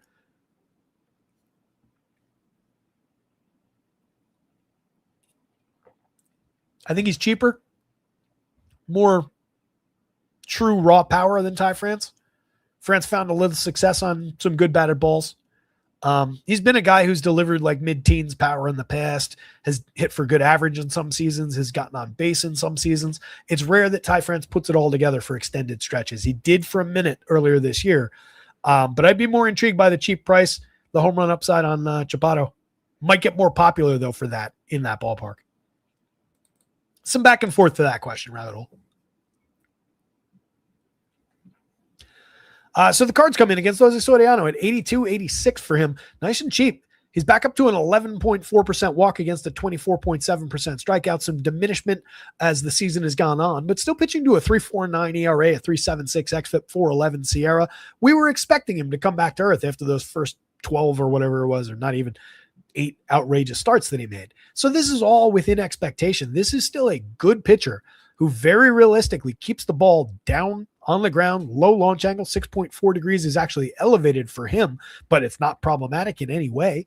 It has an impact on the cards. You can see even Jordan Walker, 5.52 in the home run model. Nobody else above halfway to the magic number. So if nothing else, Soriano comes in with the ability to check the power, which is where these cards find a lot of their success. And they don't exactly draw a ton of walks. 11.6 for Ivan Herrera in the 2 spot, 14.9 for Lars Nootbaar in a small sample. Those are the only 2 guys in double digits. You get a 9.7 out of JJ Weatherholt, who's been very, very good, getting on base at a 357 clip, but a fair amount of that's come on batted balls, and even more of the 342, the 354 down here for Alec Burleson and Jordan Walker have come on batted balls. So it's a good target for Soriano. 4.50 implied total speaks to the downside that he's been undergoing lately.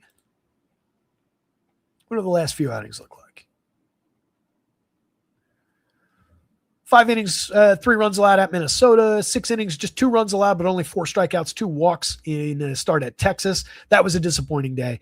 3-run game on 6 hits over just 5 innings at Seattle, but did strike out 9 in that one. Nice bounce back for strikeouts. That's his biggest strikeout total since April 12th.